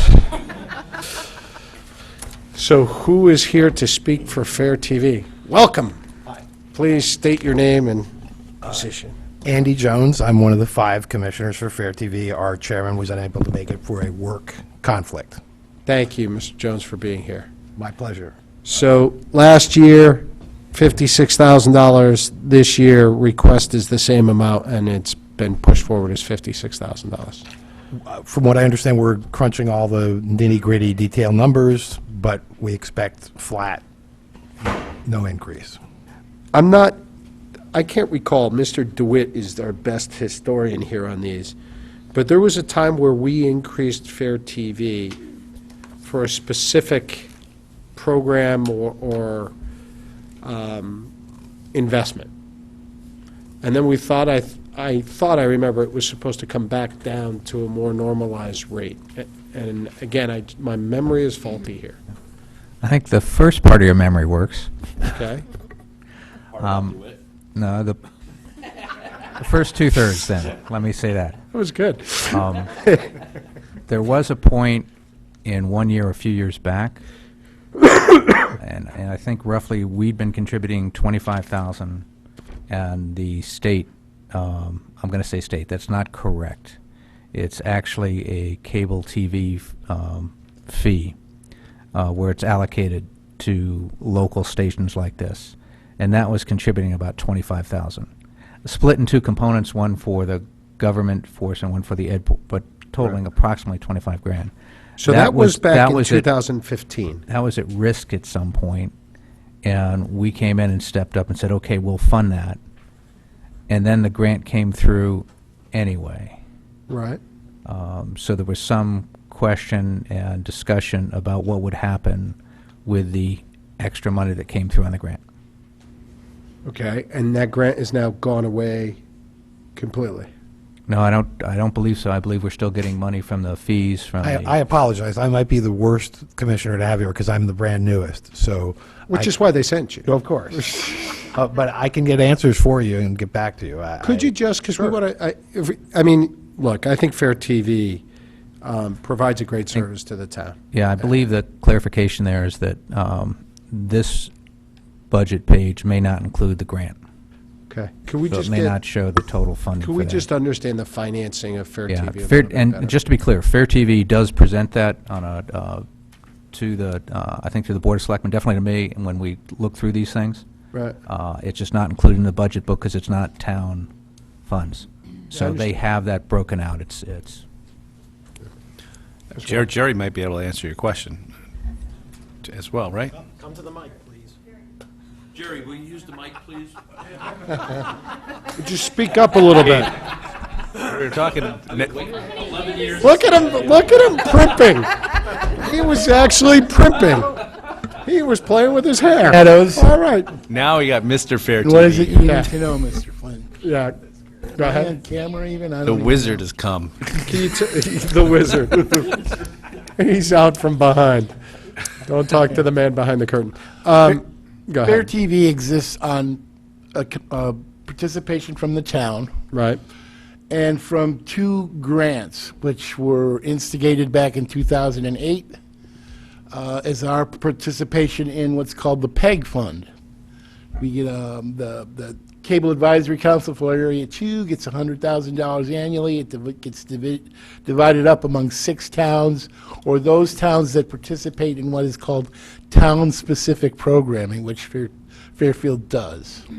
And that helps support equipment purchases, freelance labor, and, basic regular maintenance of our system.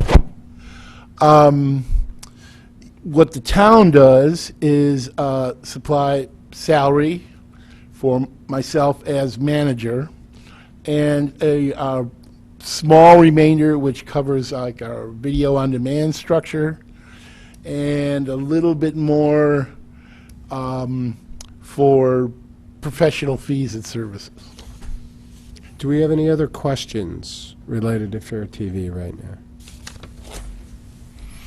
I think we're all good right now. Thank you. Okay. No. Well, Oh, yeah, you do. you're not Okay. going to be on camera, but No, because but I'm here and you're That's there. a blessing. And can you change that sort of background music once in a while? That is our next project, as a matter of fact. Now he's going to ask for more money. Yeah. Yeah.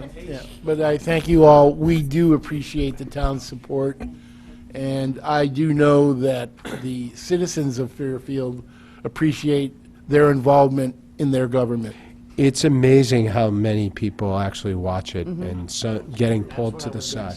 They say it all the time. They turn it on, and it's like hypnotizing to some people, which amazes me. But they watch it. Yeah. Well, in any case, it's become quite an integral part of the community, I would like to say. Thanks for what you do. I also say the public officials use it a lot. We used to have RTM members question. here at every meeting, and they don't have to come anymore. So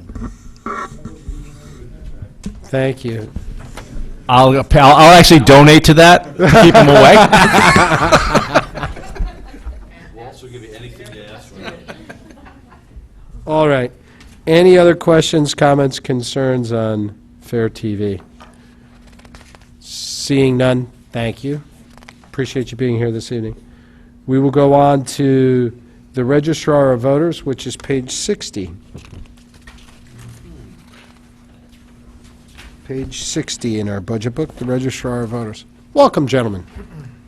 Thank you. Oh, so you are the guys. We're going up from 238,000 to 272,000, or 14%. Why don't you walk us through this, gentlemen? Well, I'll say the only new initiative that's represented in this budget is a primary election that we expect to hold in August.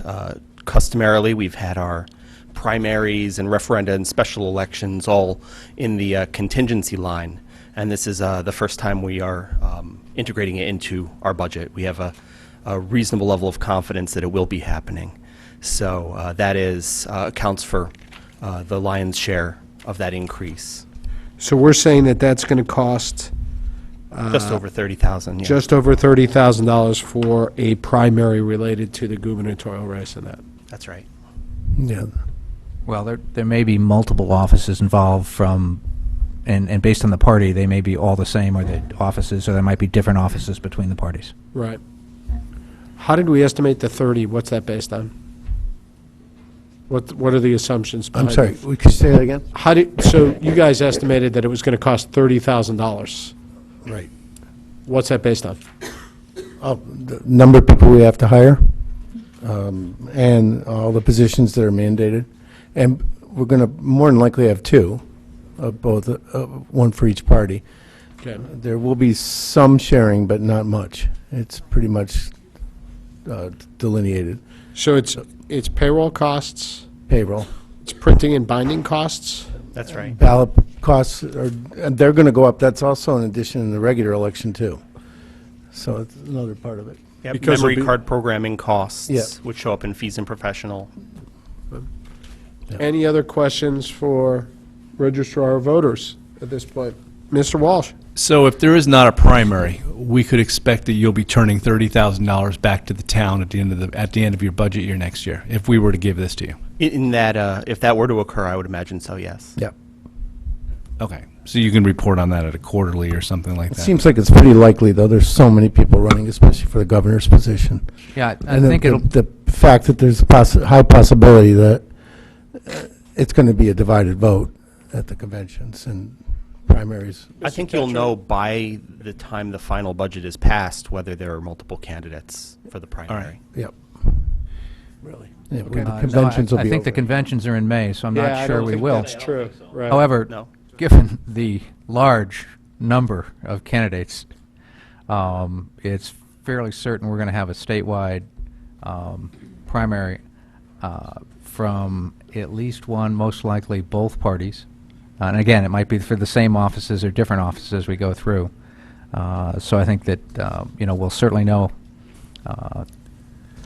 before the end of this fiscal year whether who's qualified for the primary and who's going forward with it. Any other Yeah, questions? it won't matter how many offices either. It's just the same election no matter what. Okay, you got to print the same number, just how many names are on the ballot. Now, what is the savings if only one of the parties does a primary?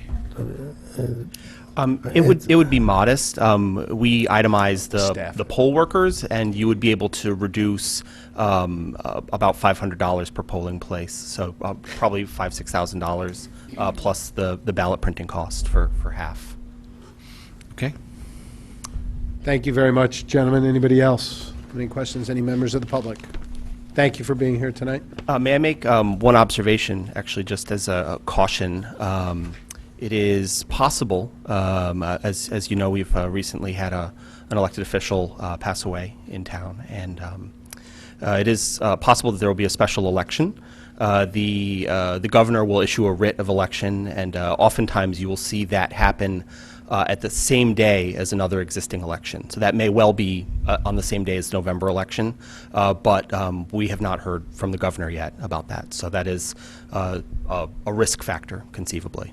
Thank you for the heads up on that. Thank you. All right. We will move on to Zoning Board of Appeals, which is page 63. So we're now at Zoning Board of Appeals. As much as I like Jim, I'm going to recuse myself from this budget since I do some zoning work for the town, and I will recuse myself from this, town planning and zoning, probate court, historic district commission. Good, there's a lot of Conservation. people that will want to talk about you. That's while you're good. at that. Have a We good will, we'll come get you. Are you going to go? Yeah, I'm going to go on. Yeah. I properly think you should After which one? leave the room if you're going to recuse yourself. Yeah, no, Jim, which one? Through conservation? Yeah, the next 5. You're coming back for shellfish, right? Can hardly wait. Okay. All right. Let's go to Zoning Board of Appeals. This budget is down 6%. We like this budget. It's $4,900 down to $4,638. Thank you for being here. And do we have any questions, comments, concerns on this budget? Seeing none, do you have anything that you would like to say? I have no comment, Mr. Chairman. It's a smart man. You know, when you make the sale, you don't just keep talking, right? All right. Let's go to town planning and zoning. And we're down a little bit here, too. We were at 655, rather, no, I'm sorry, 638, and we're now at 636. So we're down about a quarter of a point. Do we have questions, comments on town planning and zoning budget? Questions, comments, concerns? Anything from anybody? Okay, and these are the salary increases. Wait, just a second. You've got a salary decrease here. Can you tell me what's going on with that, please, just so that we're aware? Yes, my predecessor retired last year. I assumed his role at a lesser salary than he was at the time, and hired a successor to my position who was also making less than I was in that position. There you go. Thank you, sir. Yes, Mr. Becker, you had a comment. Well, the only question is, and I'm looking at the years on some of these, with the contract years, is there something in here that is, like there's contract money and contingency? Because it looks like things aren't necessarily moving up in a bunch of these spots, even though the years look recent. You see 17, but at this point, is it an expired out contract for this fiscal? Your contingency number, which we'll discuss on another evening, have contingency money for any unsettled contracts that Yep. have not Yep. been settled through 19. Got it. We'll discuss that when we do contingency. So 17 now will be as in past. It'll be maybe not that long ago, but at this point, this is still expired out on these employees as in past. Okay, so that's just, and that's going to come up, I think, a fair amount as we look through here. Yep. Operationally, you're generally flat or down, but salary-wise, and looking at the department as a whole, you're, as in many other departments, up a little bit realistically. But certainly good job operationally staying flat or down. Mrs. Esma. Thank you. I see that there's, it's nice to see the increase in the revenue. Is that just fee increase, or is it also number of applicants and general activity? Largely due to permit fee increases. We averaged the projection is based on a 3-year average of the various permit levels, assuming they meet the 3-year average. That's what that's projected for. So it's solely due to permit fee increase. Thank you. Anybody else? Seeing none, thank you very, are we going to do revenue? Yeah. Let's go, yeah, let's go there. Sorry, thank you. Are there any questions, and thank you, Ms. Esma, for bringing that up. Are there any other questions on revenue? Because I would have gone right by that. If I may? Yes, please.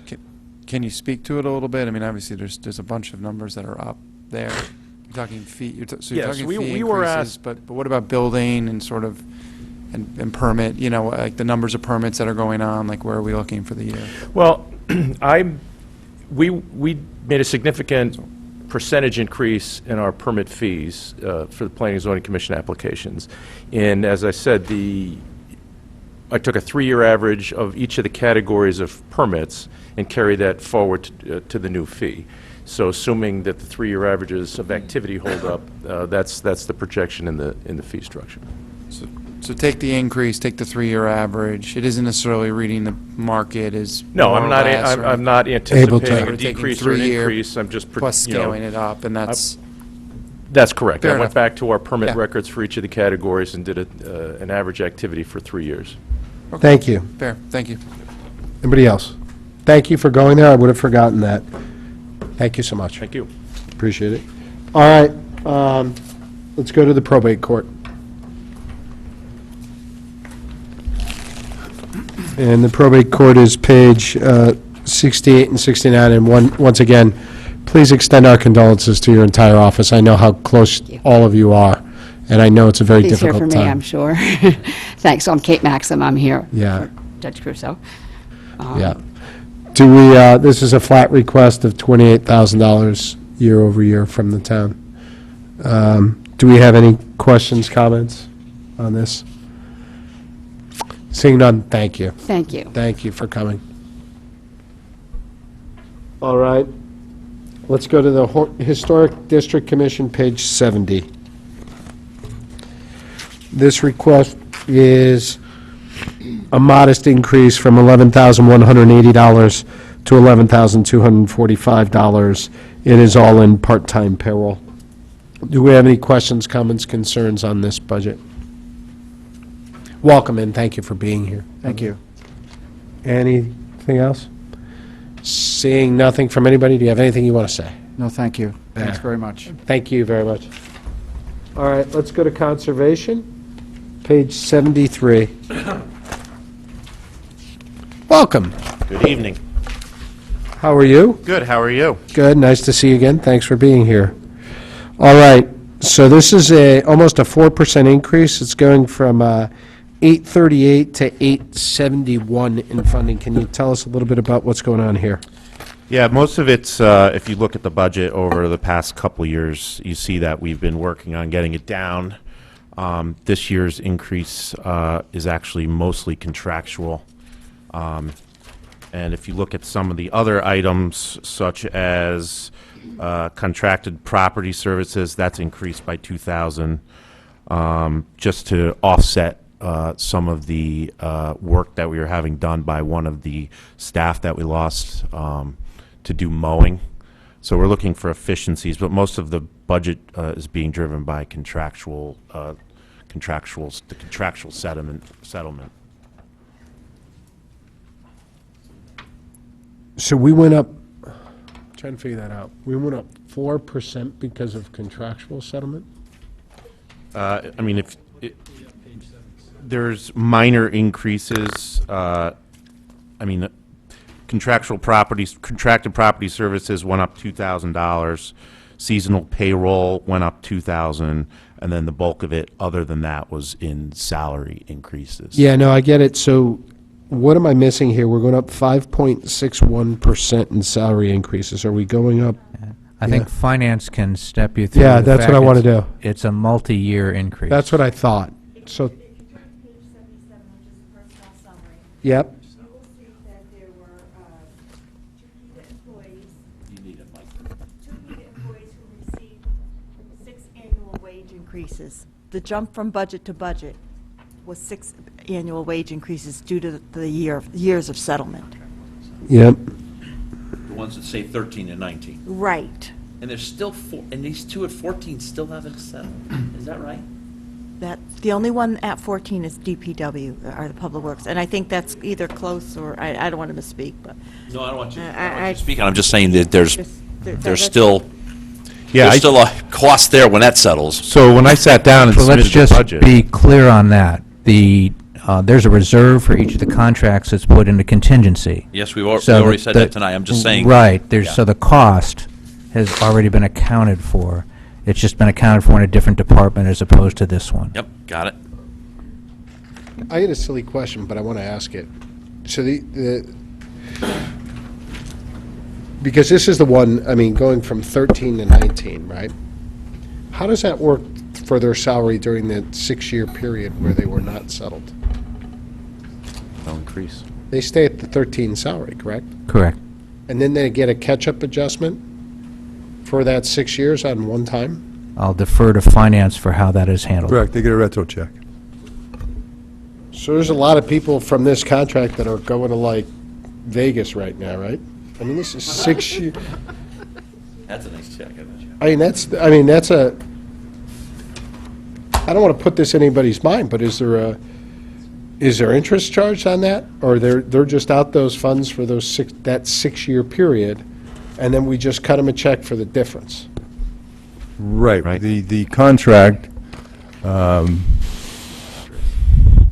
will cover all 6 years. There'll be potentially Understand. different salary adjustments in each of those 3 years. It's calculated And out. that gets retroed. Any changes in healthcare contributions or healthcare plans, of course, can't be retro. Understood. Right. But yeah, and then they get the cut, and that's all. Yeah, and the reason that some contracts take longer than others is not, there's multiple reasons, but this one almost went to arbitration, for example. Go ahead. How do you handle staff changes? So say you hire someone at a set salary while the contract hasn't been negotiated. Do they still get the same Yeah, increase? right. Anybody that's been employed, people who leave before the contract lose. Okay, so They lose. So if you retire in 2017, we don't cut you a check in 2018 for your salary differential between 13 and 17. We do not. Right. And even though a contract expires under the law, you're still under the terms of that contract while the parties are negotiating a new contract. And sometimes it can take 2 or 3 years, depends on what's going on. It could also affect pension benefits. Yeah. If you retire in April and the contract's approved in May, you're getting your pension benefit based upon your salary. In my experience, too, a lot of people hang around until this is settled, and then they retire. Yeah, that hang around for 6 years here. Right? Yeah, so far, it's okay. Go ahead. Just to add a little caveat, the flip side is that, a lot of times the town goes in and negotiates a more town-friendly healthcare plan, and we can't take advantage of that for 6 years. Right. You're living under the old plan, and you're paying those expenses. And then the contract passes, and then you're up to renegotiate another contract, and the town will get 1, maybe 2 years of actual healthcare savings before you look at another one, so. Yeah, no, it's interesting. That's a false sense of security. It's all part of the discussions during the negotiation. Yeah, 6 years just seems an awful long time. Yeah, no, that was. It's coming to closure, though. Mr. Chairman? Yes. Running through the book, I've seen a number of budgets where this similar thing happened. Yeah. Where there was a catch-up for 2 or 3 people, and they ended up having a relatively significant impact on the current year dollar and percentage increase. I think what would be helpful is if we could pick out those 6 or 8 or 10 departments where that seems to jump out, not all of them, and if we could just do a quick pro forma on what last year's would have been if the previous apples to year's apples. salary was actually in there. We'll hand that out right now. Oh, you have that? Boy, you buried the lead. Way to go, Bob. Nice. Because it's not going to be 4% with last year's true No. numbers in there. To Brian, if you didn't have that salary increases, what would your budget proposal been this year? It was less than 1%. If you look at the trend from fiscal year 15 to what I'm proposing Right. now, you can see it's on a downward projection until this contract settlement. And I had 2 contracts in my office settle. It wasn't just, it was. Yeah, but your PETA downward- and the. It's a fair point, but your downward projection is also, we're not looking at apples to apples, because in the prior year's budget, you don't have the actual expense there, because that salary is based in contingency for that year. Yeah, it's in the So book because it it's was in the book. contingency. Right. It's just not here. Yeah, Right. That's all. Yeah. Thanks. Thank you very much. Anybody else? Mr. Leclerc. Yes, one other question. Yes. And I don't know if it's a question for Brian or for Mike Tetro, but in Mike's presentation before, he talked about staffing, how we have less staff than we had in previous years, or 5 years ago, 10 years ago. But how have we increased our contracted services? Have we increased that we don't need staff as part of that? We talked about technology, but not the contracted service part. It's a good question. And so I just, how does that affect that? So when I came on, one of the things we looked at was a lot of the mowing that was being done on roadside open spaces, things that catch your eye. And I had a previous experience that there was savings to be had by contracting additional mowing out. It's not a huge item in the budget, but it was something that was taking up a lot of staff time. So to basically take away some of those responsibilities, especially in the summer, it made sense to put that into a contractual services contract. Basically, we go out to bid for mowing, and that's why there's a bit of an increase from 12,000 to 14,000 over last year. So where does that save us, on the seasonal line? Nope, or I on actually the- have eliminated a full-time position in the Conservation Department out of last year's budget that is not, again, reflected in this year's budget. Thank you very much for that answer. But to more fully answer your question, there have been a number of departments that have shared in that reduction. One, we reorganized building and planning and zoning a couple years back, you may remember. We saved a position between the 2 departments that way. And I think we did something with the golf courses at one point in DPW. We brought some folks down from DPW, so we saved a position there. There's been a position and a half cut in my department over that time, so we've contributed 15% to that 10-person reduction. Great. Thank you. And Anybody else? Yeah, if I may, with your department last year, there was, I'm still a little bit, looking through the books and the dialogue here, a little bit confused on there was budget hold Yeah, we items. eliminated a position. So you ended up just, so I Eliminated, mean, it ended up being what we thought. In the end, you were just gonna, Great. that was it. Correct. Okay. Thank you. Yeah. Just to follow up on this schedule, this schedule speaks do by to department. the larger amounts for the contracts that were settled over the years, which is great globally. It still would be good to see kind of the more granular by department level Exactly. conversation. Like Brian just mentioned, he's up really 1% if you discount those changes that weren't lumped into 2018. And there aren't that many of them. There's maybe a half a dozen or 10 of them where it would have an impact on the conversation that we're having about how much the budget is up, both in dollar and percent. Does that make sense? Yes. Basically, we need to see it by department, not by union contract. Thank you. You have it in your budget book. It's your personnel summary, unless I'm missing something. No, but what we can't see, What can't- we can't put together what the departmental increase would be sans the contract adjustment. So when Brian comes before us and says, hey, I'm going up by 4%, and you say it's all salary, we have to manually do that math here on certain people to back that out to understand the settlement of the contract. Correct, Kevin? That's, So you want the dollar change identified budget. Within the department, right. So we can say, what would be really helpful is to say, if we weren't looking at the contract settlement, the year-over-year increase would be X. Why not just, Well, there's contracts that are settled, and there's contracts that aren't settled Yeah. during the period of time. Plus, there's multiple number of union types So why don't in we? each contract Yeah, period. so why don't we take this offline as opposed to debating it here? Because we're just wasting everybody's time. I am not saying it's not a valid point that you raised, Bob. Well, But you can let's simply ask take it the guy. offline and see what we can come up with. All right? So- I think it's a valid request, yeah. So, to that point, why not just take, when the contract's signed, and you have the retroactive for that year, why not just reinsert and adjust the actuals for that year, because we were holding back 2% per employee? Like I said, let's take it offline. Yeah. All right? Anybody else for conservation? Seeing none, thank you, sir. We appreciate it. I just, Huh? before, yep. Well, here's Before what I was Brian gonna do. leaves, I just want to make the point that he has done a yeoman's job of going back through and restructuring how the work is done in conservation.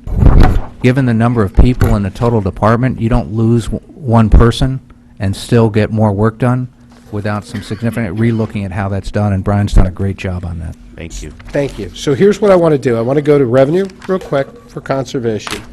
Then before we take our break, I want to do shellfish, miscellaneous contingency, and harbor management commission.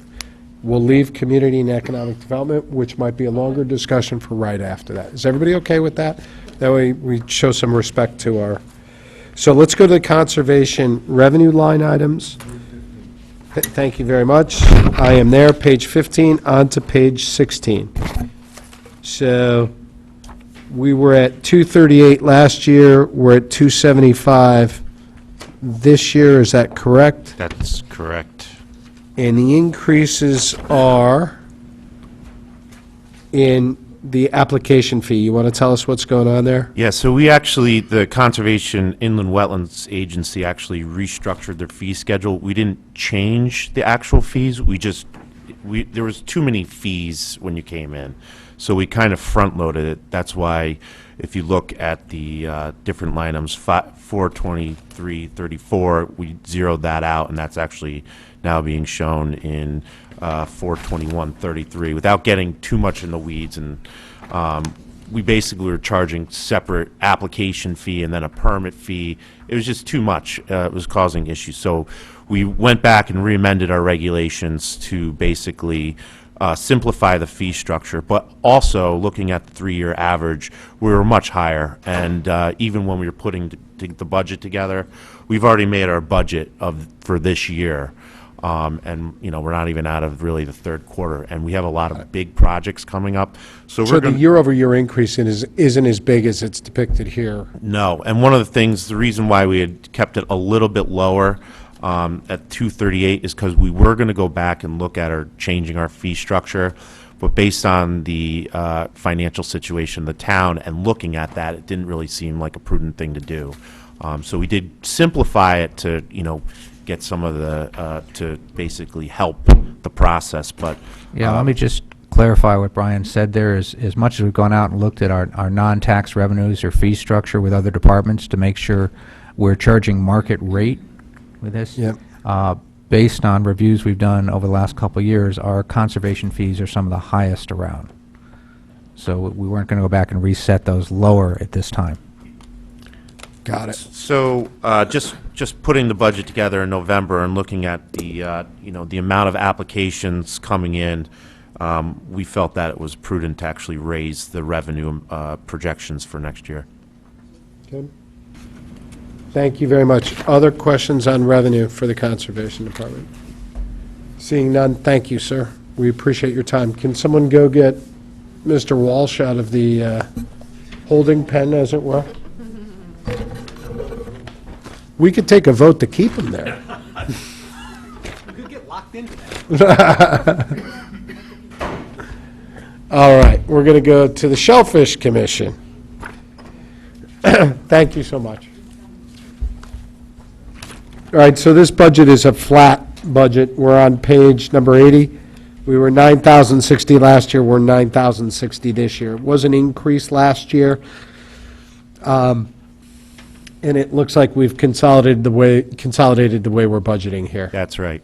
for There our was too many supplies. line items to hit, so we weren't being able to utilize it was just a lot easier to track that. I can pull that one line item from Munis and show all the expenses. They only have one big festival a year, and then most of the other expenses just go to the operation of the commission. Thank you so much. Any, I don't know where Mr. Walsh is. We did go out and get him, right? I'll grab them. Okay. Okay. Any other questions, comments, concerns about the Shellfish Commission? All right. Thank Seeing you. none, thank you, sir. We appreciate it. We'll go on to budget number 1290, page 84. This is miscellaneous contingencies. Mr. Mayor, are you going to speak to this one? Yes, sir. This is, since we've all been here for several years, we all know there's legal, administrative, court fees, court costs, arbitration fees, background checks, finger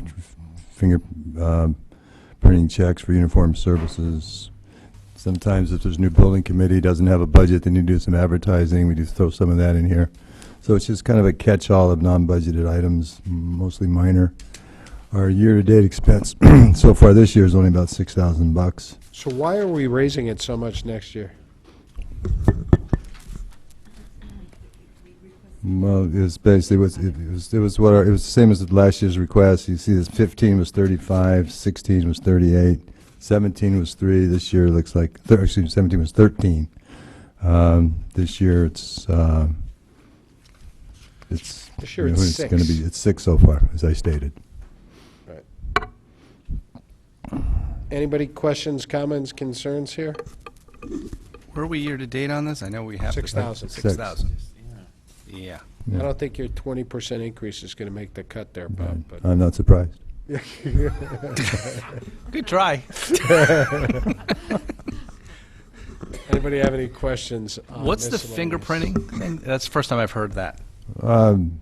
Background checks. For employment purposes? Yes, sir. Okay, so not for anything to do with police activities? No, but all of them obviously get fingerprinted and Yes. But that's part of their budget? yeah. Okay. Anybody else? Seeing none, anybody from the public want to speak to miscellaneous contingencies and Mr. Mayor trying to raise your taxes by $5,000? I couldn't resist. No. Thanks. We're going to skip Community and Economic Development for right now, and we're going to go to Harbor Management Commission, page 95.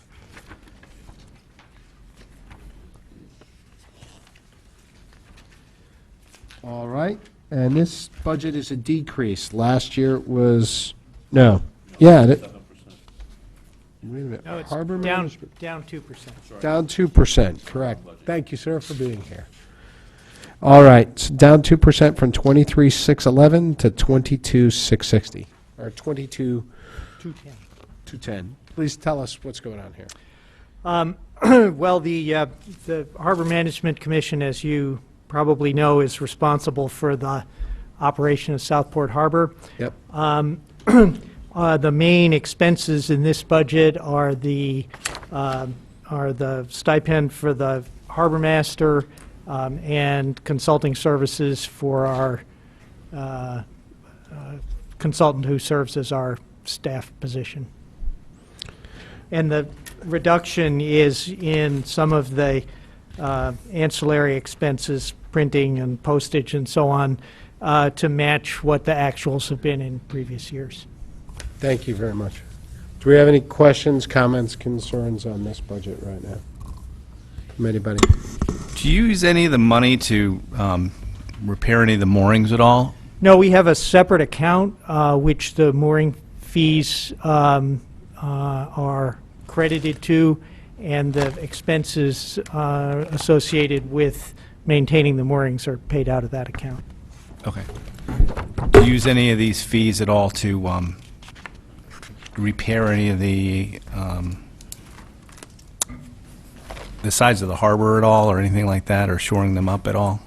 No, those are paid for by the landowners. The landowners? So there's been a major project by the country club, for example, to repair their wall, and that's all paid by them. Yeah, I thought a couple and years ago. then, of course, there's town parks that. Yeah, the town parts, that's what I'm talking about. Was any of these fees used to do that? No, there's been some work done at the Perry Green, which I think Sure. is handled under Parks and Rec. Okay, so they pick up that. We do have a project which we're hoping to complete this year, which will involve doing some dredging at Yee Yacht Yard. That's a project that's been underway for 10 Yeah. years, and we got a very nice grant from the Port Authority to pay for the vast majority of that. I remember that. Thank you. That's it, thank you. Anybody else? Mr. Becker? Just, this is probably more directed to the finance department, but he had mentioned an account.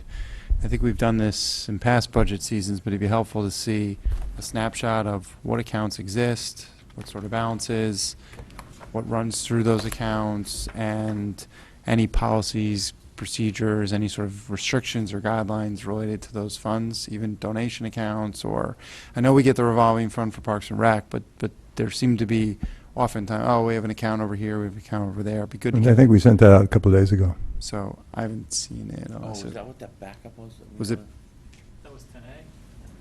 No, there was some backups. there was a But snapshot it of wasn't some backup. balance. There was- It was labeled, I Doesn't think, look backup. ex- I think the email was labeled backup. I could be wrong.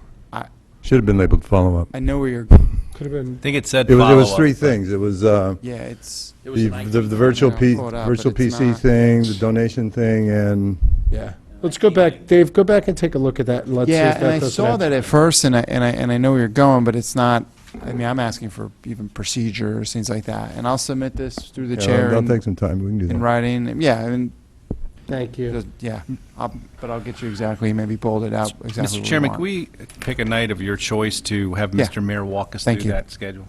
Yep. So that we could all understand it? Because I saw it briefly, but Yeah, I but- don't remember seeing that before. So if we could just walk us through what that was. Mr. Mayor, let's One pick night. a. We'll pick a night. Yeah, we'll pick a night. Yeah. Thank you. Anybody else? Just on that mooring maintenance account, that does have a surplus in it, which we're building up to pay for major dredging projects in the future, so. Okay. How much of a balance do you have in that? Has about 136,000 in it. We did talk about that at one point. Okay. Any other questions, comments? Seeing none, anybody from the audience on this? There's nothing? Thank you. We appreciate your time. Thank you. All right, we're going to take a 5-minute break here. We're a little bit after 9. We'll come back and we'll do community and economic development, and then we'll go through the rest of the finance areas.